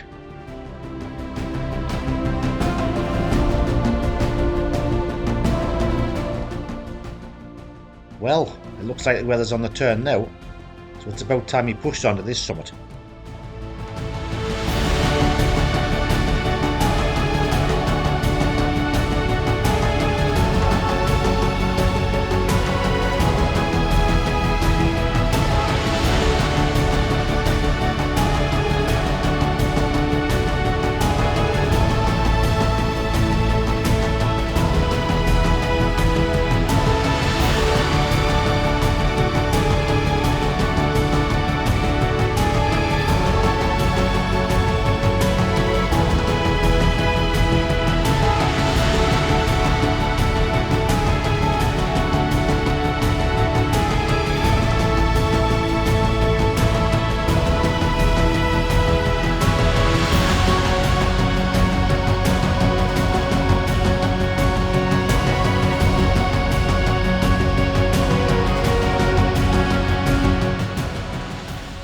two cracking summits, Tola on the left and Rothhorn on the right. We're standing on top of Tola summit. It's mine and Jimmy's first 3,000 metre summit, so it's a bit of a milestone. And Rothhorn we did last was, believe it or not, 2,999, so not quite 3,000. This is the weather's coming in a bit, so it's a bit of a shame. The views are spotted a little bit, but still spectacular. You can just see around us, I'll do a circle. There's Jimmy there. He's caught on. First time it's been on this whole holiday, this whole trek. But nonetheless, it's an impressive place to be, even in weathers like this. So, a bit of a celebration. 3,027 metres above sea level. That's the Rothhorn behind us, which is also impressive. 2,999. So a bit of a milestone to us too. And I'm going to get our coats on now and start heading down before this weather gets any worse.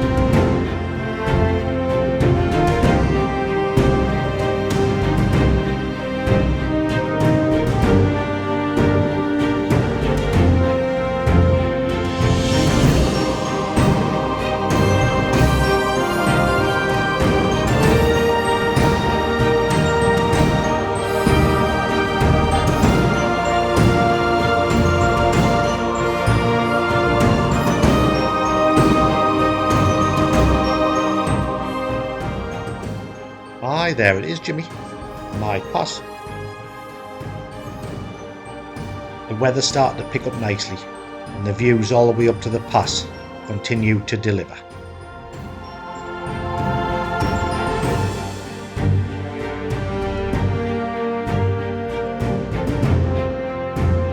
I remember walking to the top of this col. Like all the other cols, you don't know what you're going to see when you get to the top. But this one was pretty good.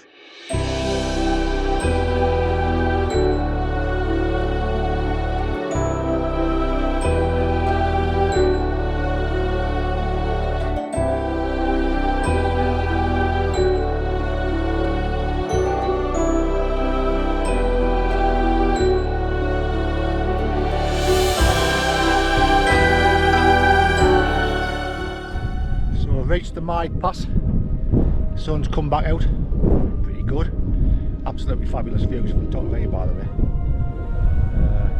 Very impressive the way we came back down there to, you can just see the Hotel Weisshorn, I think, behind us. Zinal, where we left 2 days ago. You look back down the Moiry Pass, where we came up. And then, if you just spin round this way, towards where we're headed down towards Gruben, which is where we're headed to now. And there's an impressive bunch of nice mountains on our way down, so this should be quite nice to walk down. And then there's a big stack of rock just behind us there, which is also very impressive. So I'm going to enjoy this journey, I think, down here. Says it's about now 40 minutes down to Gruben from here, so it should be a nice walk down. Look at what I can see so far. Those mountains in the background. So we'll catch you later. But before we head down to Gruben, I couldn't resist a fly around here.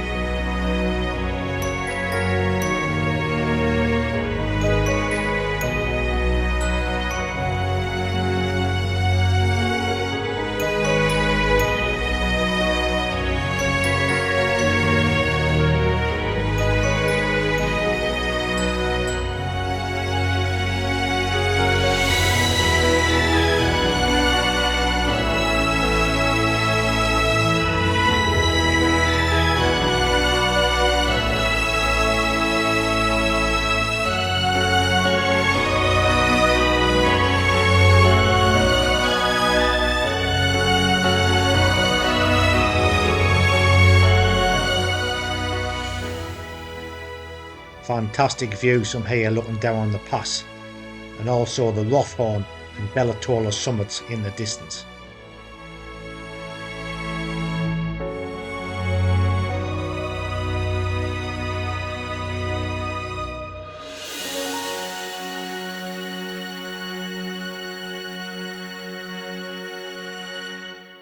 So it's time for us to leave this pass now and head down to Gruben, where we'd stay the night.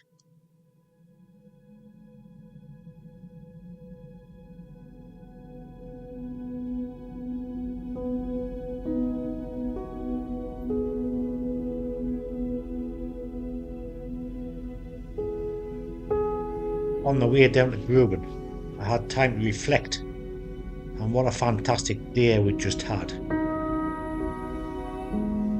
The scenery and the terrain had been absolutely magnificent, and the climbing of those two fantastic summits, as well as the pass we'd just left, all this was topped off by a chance encounter and the privilege of witnessing our two inspirational friends climbing the 3,000 metre summit of Bella Tola. All of these things really did make this day feel like a special one.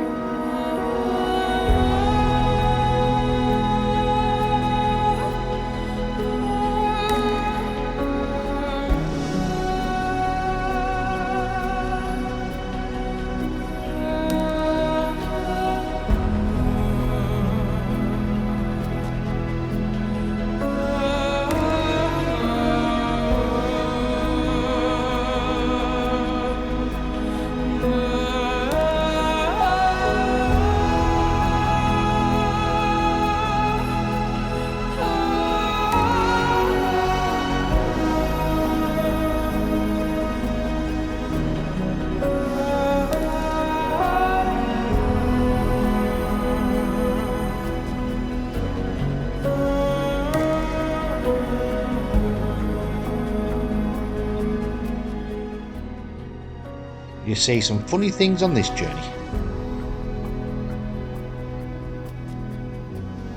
Looks like our hotel straight ahead, Jimmy.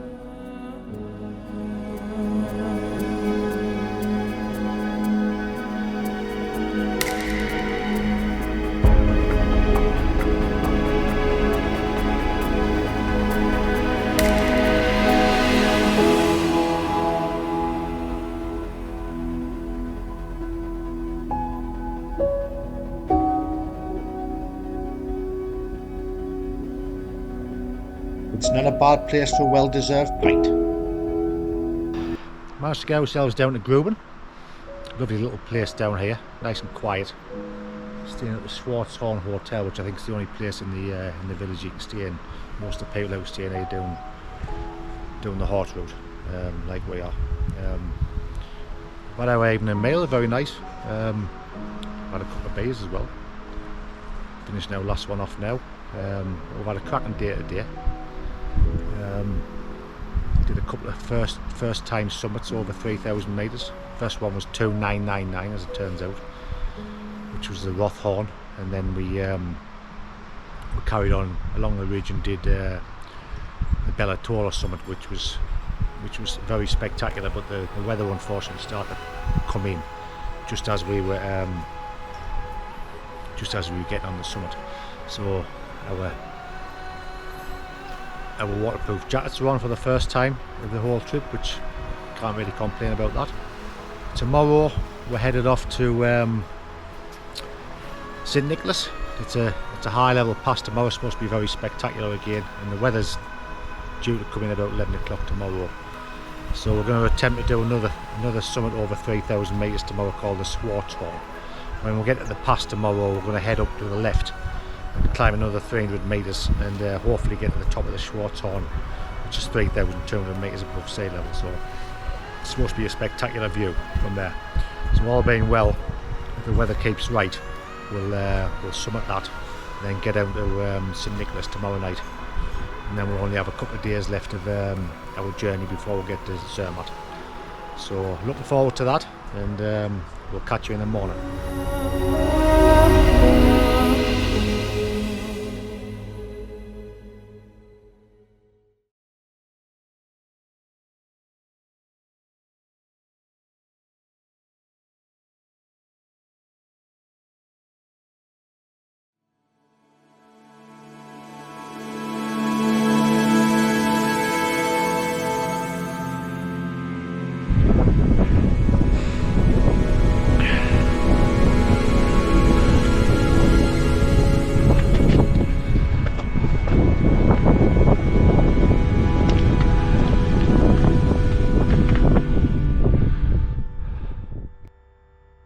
We're high up in the clouds now.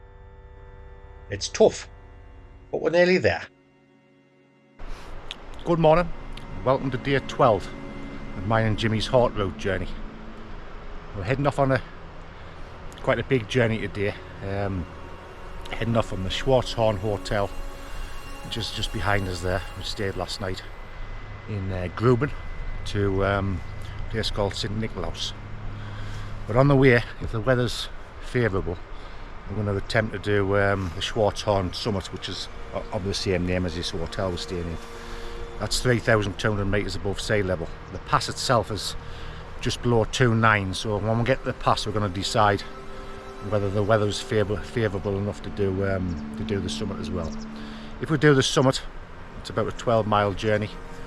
It's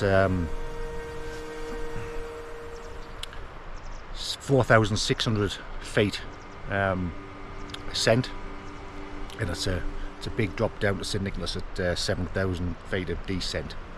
So quite a big day on our hands. 12.1 mile I think it is. So we'll see what the day brings. But the weather's looking okay at the moment, but I think it's due to come in about dinner time, so that'll be probably perfect timing for doing that summit. But we'll see.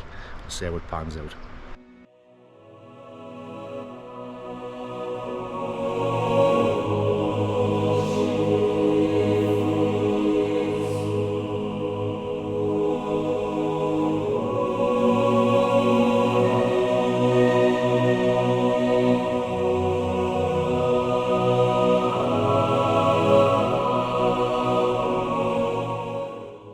Nice to see the clouds.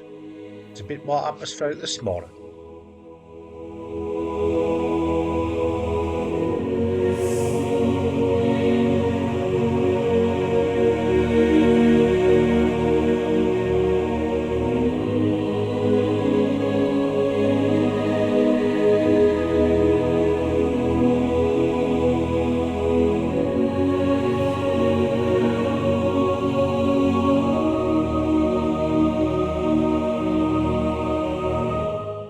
Eventually, after a pretty tough climb, we reached the Augsburg Pass. The views weren't the best, as we were high up in the clouds, but we did have a decision to make. Would we continue over the pass towards St Niklaus, or take our chances that we'd get a break in the clouds and push on a further 300 metres higher and summit the 3,200 metre Schwarzhorn? Well, you only live once, and we couldn't let this one go.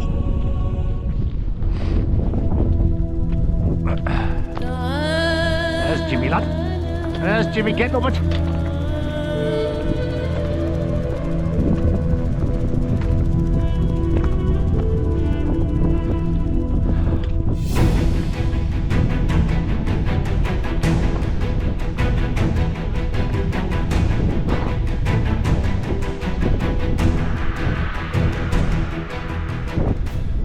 Fingers crossed.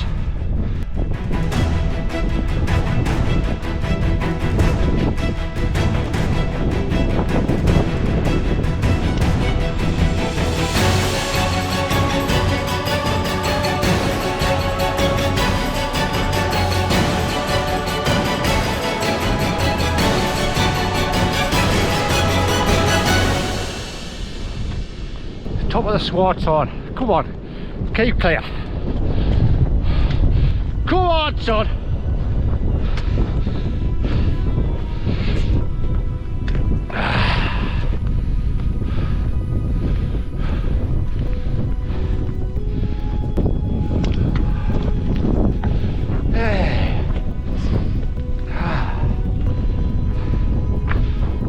go. There's a two-piece. Aye. Not really going to clear it like that, but that's the top.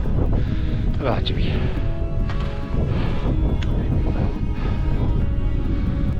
There's the top, Jimmy, just about in the clear.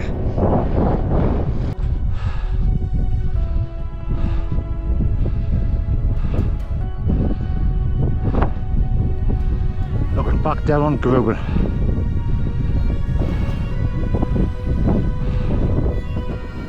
After all the sunny weather we'd had, it was a welcome change to see the clouds rolling over the top of the pass. But based on the weather I could see, I was still hopeful and optimistic that when we reached the top of the summit, we would be blessed with a clear top.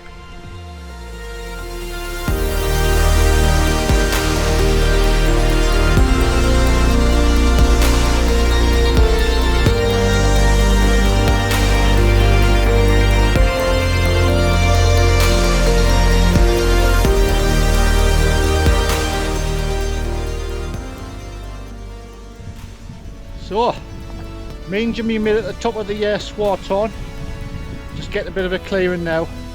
Stand at 3,200 metres above sea level. Highest we've ever been in our lives in terms of climbing summits. So, getting a bit of a break in the clouds. So if you just pan around now, see across the tops there, just here. I think the weather's come back in a second, so we'll probably lose it shortly. But quite special to be this high. So we'll now go ahead down to about 6,500 feet climb back down into Oh, Jimmy, you remind us. St Niklaus.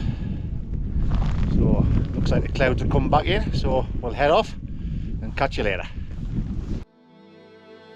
Tucked behind the rocks of the summit cairn, came across this photograph of a nice fella stood in front of the Matterhorn. Not sure who it is, but presumed the Swarthorn summit must have been of special significance to him. We'd noticed quite a stark difference in temperature between the top of the summit and the pass itself, so we didn't hang around long and started heading back down towards the pass, negotiating our way down through the large boulder-filled reach, eventually reaching the pass.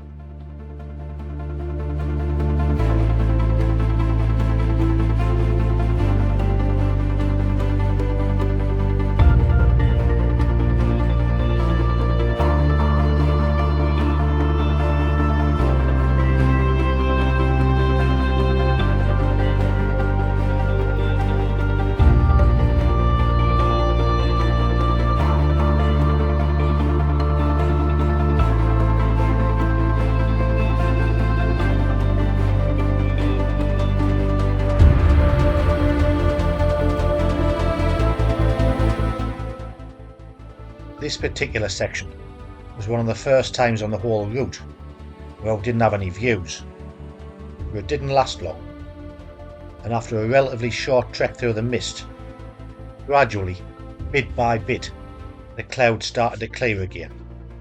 So on the remainder of the journey down to St Niklaus, the views were what I would call atmospheric, albeit obscured. It was a nice change.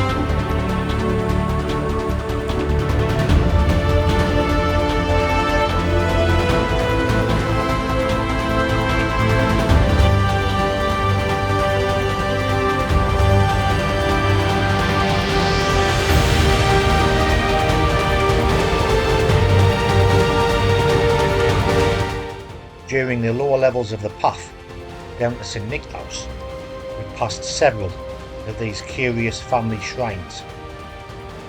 Closer to the town, we also came across the local lumberjacks clearing the fallen trees.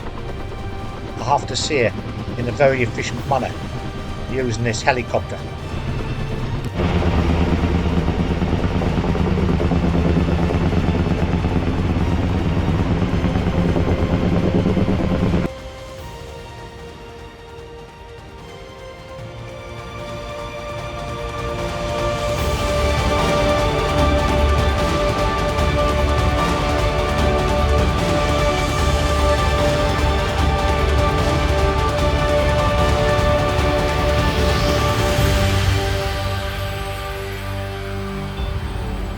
Doesn't look like a bad hotel for the night. We'd better get a good night's sleep, Jimmy, because what a day would be in store for tomorrow.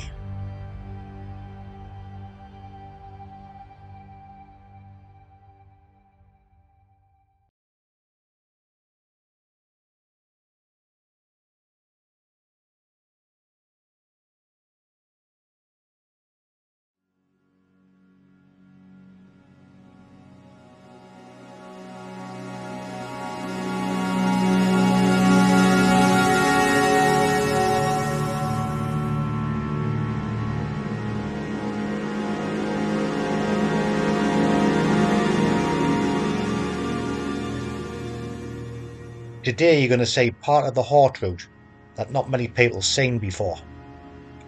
At least not for the past 5 years anyway. So I can't decide whether we were just daft, stupid, or both. Never mind, we battled on and we made it to the Europa Hut. Eventually.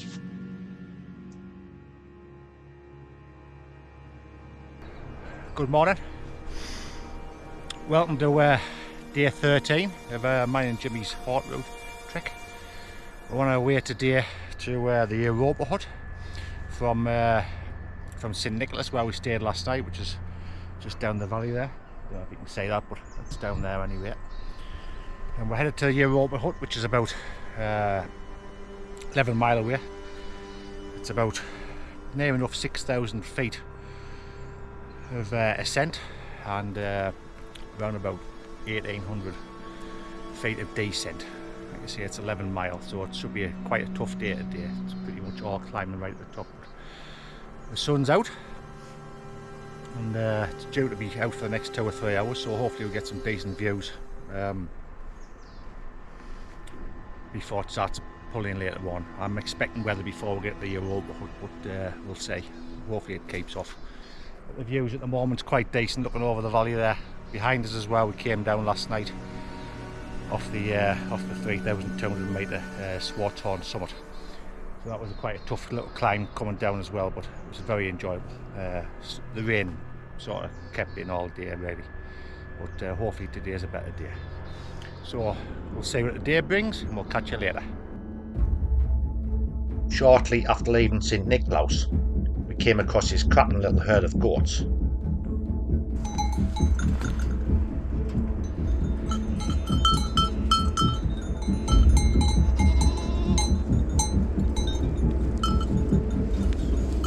You stink, lad. Go for them, Jimmy.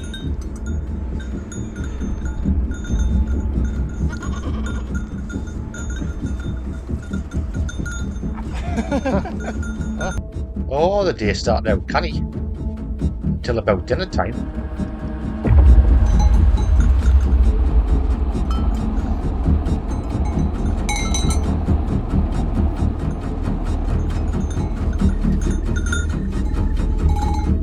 Ah, what a little cutie.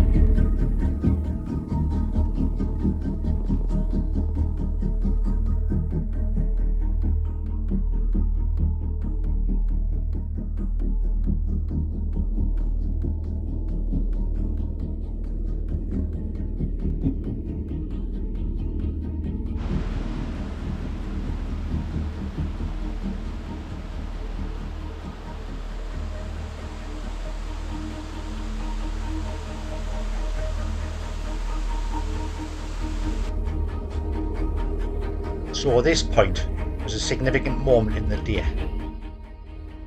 We followed the sign to the Europa Hut, but then noticed that the path was going downwater. This didn't seem right to me, so I checked on the map, quickly realising it came off our track. So we turned round, went back to the sign, and couldn't understand why it appeared to be sending us in the wrong direction. So we ignored the sign and carried on with our planned route. Reflecting back on it now, this was our big mistake.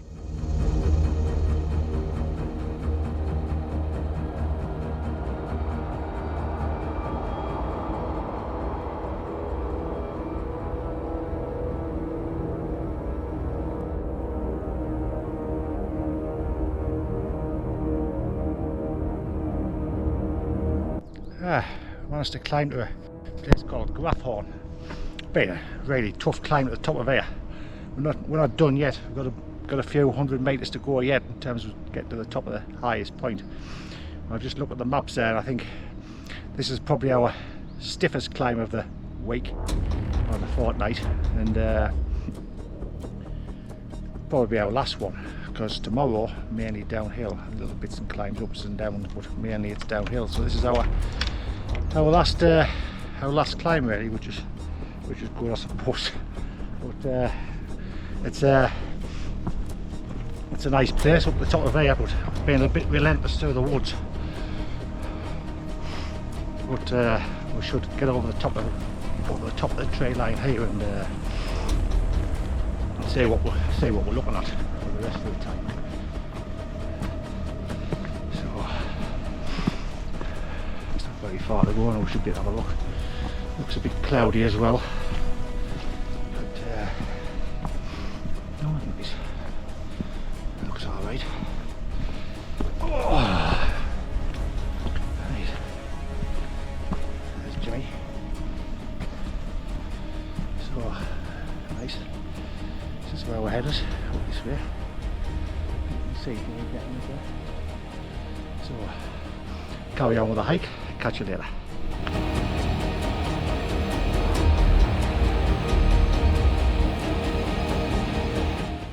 This was a lovely place for a lunch stop, but little did we know when we set off what was about to come this afternoon.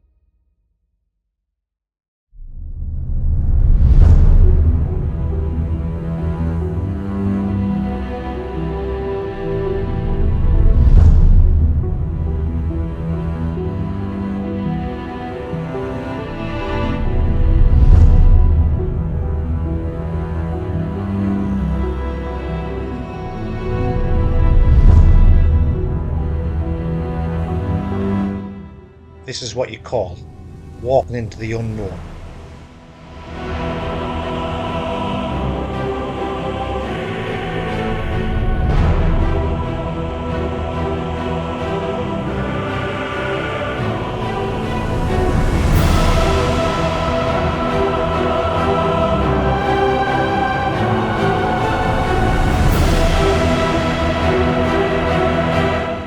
And you're hanging on by that top bit, you know.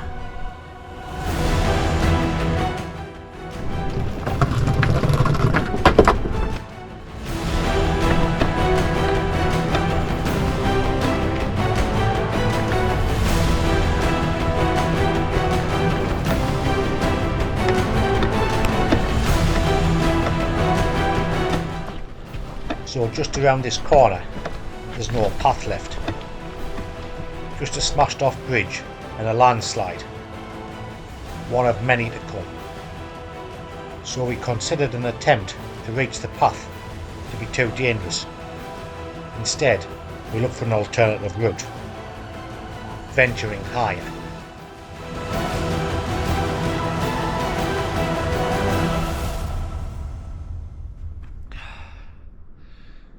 Got just about to the highest point, and there's been a bit of a landslide. It's just like a scree really, and the path is sort of giving way. So I can say the path we needed to be on, but we couldn't really get access to it. It was a bit difficult, so we've ended up climbing to the top of a sort of summit coming down the back of this this crumbling rock here, which is one of the reasons why the path's blocked, I suppose. We'll come around the back of this summit that we're supposed to climb around, and it's quite nice. We've got come across this little glacier, quite big glacier should I say. So it's been a worthwhile diversion all day. It's been a bit harder, but we'll crack on and see what the rest of the journey brings around this corner, because no over the summit yet, but we should be okay. Catch you later. Notice this well camouflaged ibex hidden amongst the rocks. We'll get some much better sightings later. Managed to get ourselves over the summit. What a dodgy spot. We end up, the only route we get through is to come down that scree slope there behind us. I think you can just see it. I don't know what it looks like on the video, but I had to come down first just in case there was any boulders come flying off the two of us. Big loose boulders all over the place. Even this crossing place here where the red and white marks are, you think it's okay, but lots of dodgy rocks, loose rocks. I just stood on a big one there before and it gave way underneath my feet. So I came down there first and Jimmy came down second. Anyway, we're down safely. Hopefully we'll get no more drama, and we'll crack on. A little bit behind now because it took us ages to get down there, but you can see what we're up against there. We were further around that corner before we started climbing over the top of that summit there, and what do you call dodgy. That scree slope there with a crack coming down, that's what I'm talking about. Dodgy. Yeah. We'll crack on, see how we go. So after overcoming this hurdle, we went round the next corner and we were faced with a similar situation. So after considering our options, turn back and climb this dodgy scree slope again, tracking back to St Niklaus, potentially in the dark, or push on through further in the hope that things would get better. Ever the optimists, we decided to push on further. Things got so bad that you're actually fearing for your life. So for the next 5 hours of this journey, I put my GoPro away. Better to focus on getting through the dangerous sections as opposed to trying to film it. So I apologise for the lack of footage on this dangerous section, but we really did need to concentrate on ensuring our own safety above the creation of this video. So about 5 hours later, we reached some kind of civilization, I have to say, with a massive sense of relief.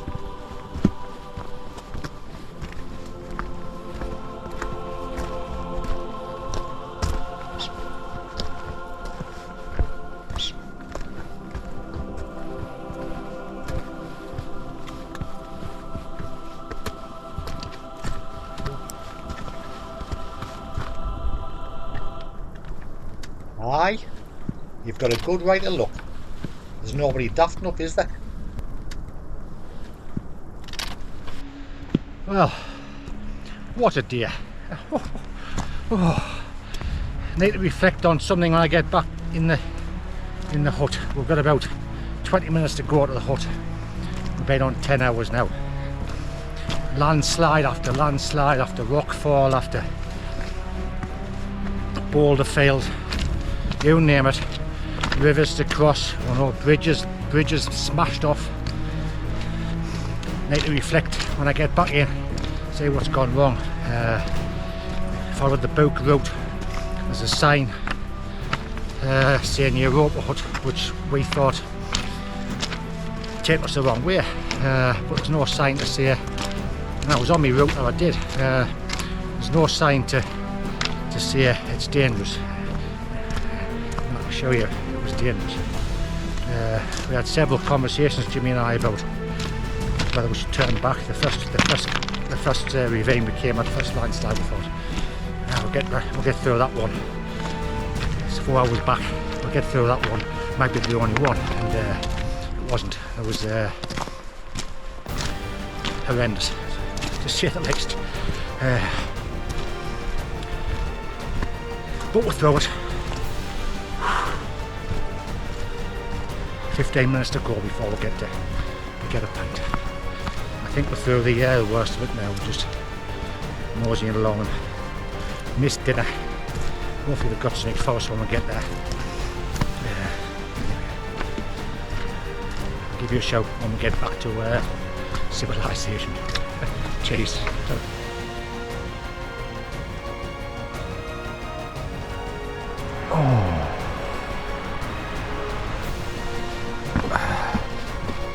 There's Jimmy over there, Glacier. Nice idea to talk about stuff without worrying about your life.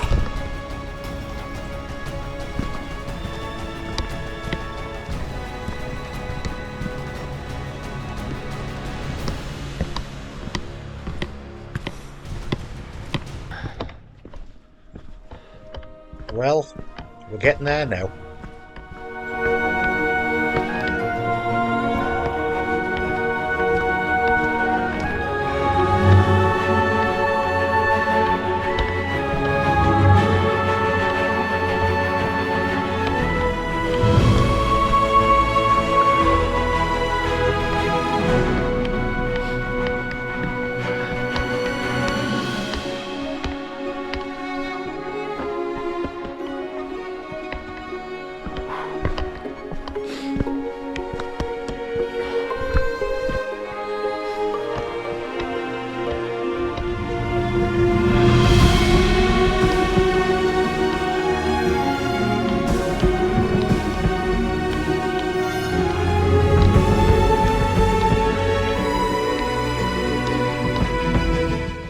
Oh, hell. Tell you what. You know what? Adele's in there. We were just talking about you guys. We wondered, should they be here tonight? Tell you what. Life in danger today. Honestly, nightmare. Well, what a f***ing day. And that just about sums the day up.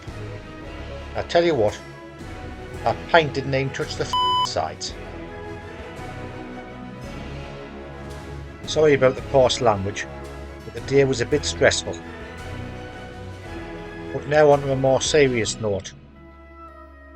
I did reflect what went wrong when I got home, and I found this statement online.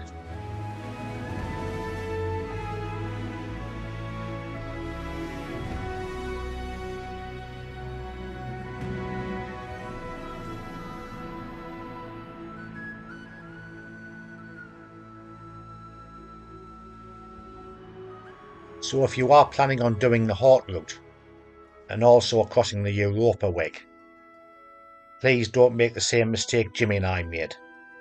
Plan an alternative route and stay safe.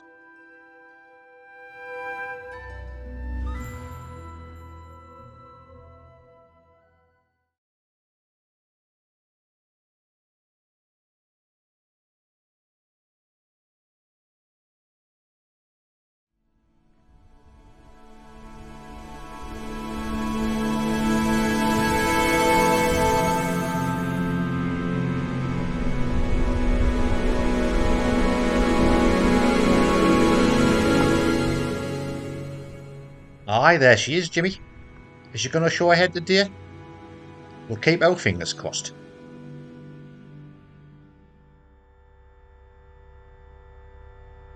Well, welcome to the 14th and the final day of mine and Jimmy's Haute Route trek. Standing on the, just about across the longest bridge, longest suspension walking bridge I think in the world. Not anymore, Michael. That accolade now belongs to a bridge in the Czech Republic. So it's a bit cloudy this morning, but we'll get over okay. I hope the day is not like it was yesterday. That was a bit of a nightmare day, that one. But we managed to get to the Europa Hut before it got dark. And got out evening mail and had a few beers and a bottle of wine, as it turns out. That was lovely after the day we had yesterday. But no worries, we'll hopefully have a good day today, and we'll crack on. It's about 11 mile again today. It's about 3,000 feet of ascent. and about I think it's 5,000 feet of descent. So about 6 hours, 6.5 hours in total. Then we'll be in Zermatt, and we can celebrate having completed our journey. So we'll see what the day brings, and I'll catch you later. So today's trek being the last and 14th day of the Haute Route. For most trekkers, including ourselves, this day is the first real opportunity to get an up close and personal viewing of the iconic and world famous Matterhorn summit. This opportunity usually comes on the latter stages of the Europa week as you approach Zermatt.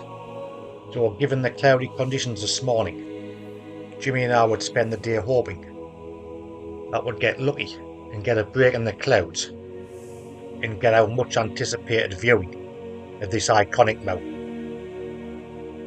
So let's crack on and see if she shows ahead.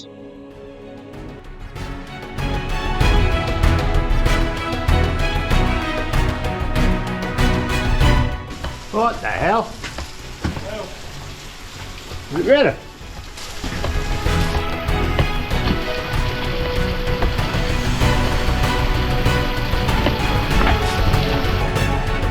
Well, that cooled us off.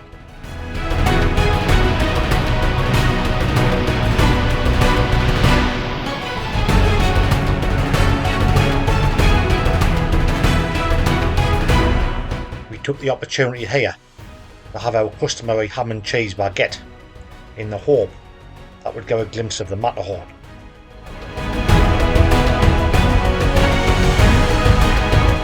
We were getting closer, but she wasn't showing her head yet.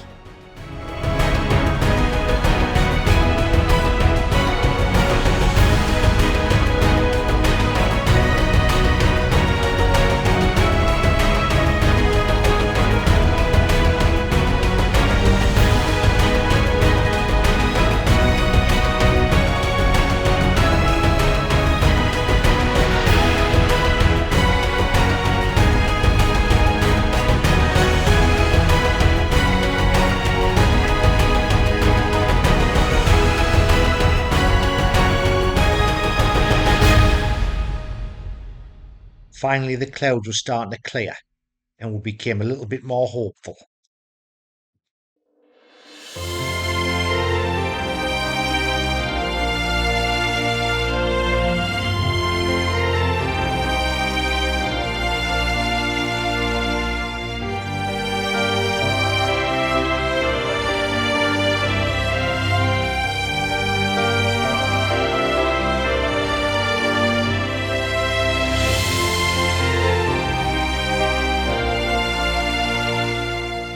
Just shortly before reaching Zermatt, we came across this very inviting cafe and we couldn't resist stopping for a few beers. I know what you're thinking, it was a little bit premature, but it had to be done. It also wouldn't be long before our good friend Andrew would join us for a couple of beers. So after about an hour and a half and 3 or 4 pints later, she still didn't show her head. Why, never mind. I think by that point we'd passed Cabane. So after a very enjoyable few beers, we decided to call it the day and make our way down to Zermatt. Mind that vice bay doesn't half get you, and I'd say we were canny. But what the hell, we'd just done 14 days of trekking, and it seemed like a fitting way to celebrate having completed our fantastic journey.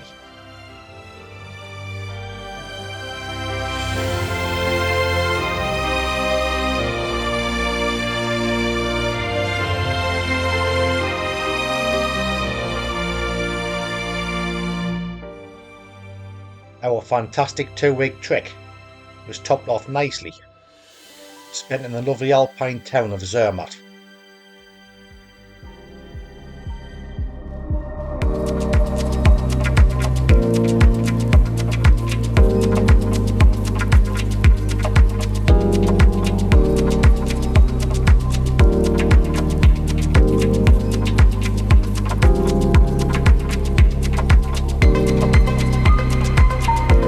I'll tell you what, What a cracking town Zermatt is to chill out at the end of your journey. It has a lovely Swiss Alpine feel and sort of an eclectic mix of cosmopolitan bars and restaurants, sitting in perfect harmony amongst old town rustic and colourful chalets, and it's steeped in alpine climbing history. One of the most famous historical stories was the race to be the first to climb the Matterhorn back in 1865. 11 bronze plaques embedded in the cobble streets of Zermatt honour these brave pioneers. So on the 14th of July, way back in 1865, the race to summit the Matterhorn was finally complete. However, an expedition led by this man would end in disaster. All 7 members of the party would summit the Matterhorn, and on the descent, less than an hour from the summit, 4 would perish, plunging nearly 4,000 feet down the steep-sided rock face, brutally dispatched onto the Matterhorn's glacial plateau. 3 days later, winter's Italian pioneering rival Jean-Antoine Carrel and this man, Jean-Baptiste Biche, would also summit the Matterhorn. Both party members would survive. Today, in this modern era of climbing, during the summer months, the Matterhorn attracts up to 150 climbers attempting to climb this summit each day. Still, this iconic mountain claims many climbers' lives each year. So Jimmy and I eventually completed our 14-day trek of the Haute Route. It's the Sunday now, and we completed on schedule on the Friday. So we've been in Zermatt now for a couple of nights. Had a nice rest down at a nice hotel. I've been trying to bring you all day if I can. The Matterhorn, which is behind us at the moment, but it's proven quite difficult to get to see the summit. There's a cloud sitting over there, which is a bit disappointing after 2 weeks of trekking. But I did manage to get a photograph of it this morning. There she is, so she did show her head for us afterwards.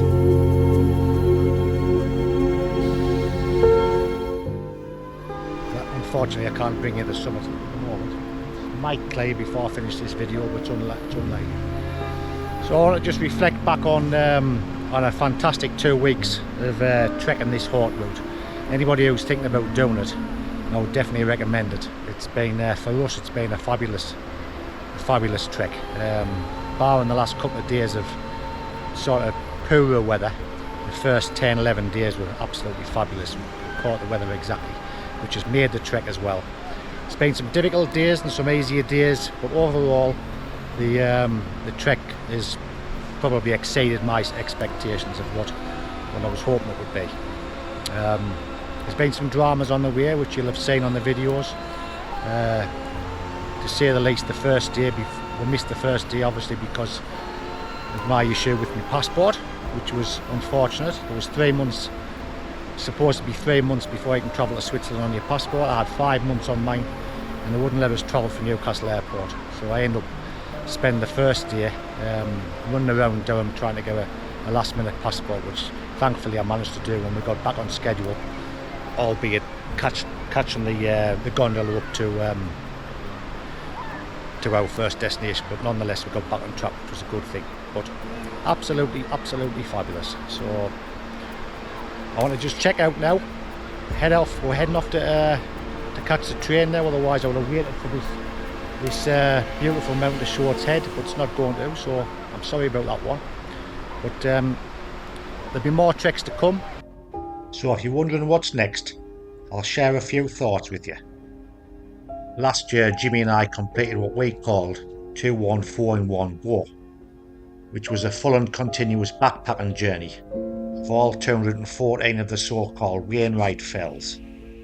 I intend to replicate that journey in 7 separate episodes, backpacking all 214 of these lakeland summits, area by area, ultimately producing one comprehensive guide of all 214 of these famous fells. Jimmy and I are also heading off to the Slovenian Alps in August to complete a section of the Slovenian mountain trail. So I'll be producing a video of that later this year. And since returning from the Haute Route, I've already had a few adventures back home. So here's a few snippets of what's to come in the future. I'm doing 3 Wainwrights, about 9 miles in total. I'm about to embark on a 57, 58 mile journey that covers 35 Wainwrights. You'll get to know him in due course and all these little characters that he's got.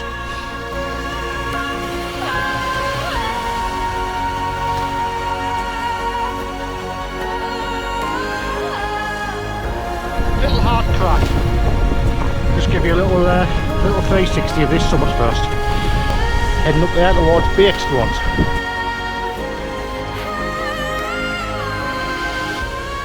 So I'm hoping I can get a nice flat spot there and camp there for the night. That's the spot for the night. Nice and protected on both sides by dry stone walls. And the innocent little boy, he pinched the treat, so didn't you? Eh? I hope you've all enjoyed following our journey. So stay tuned and I'll see you soon.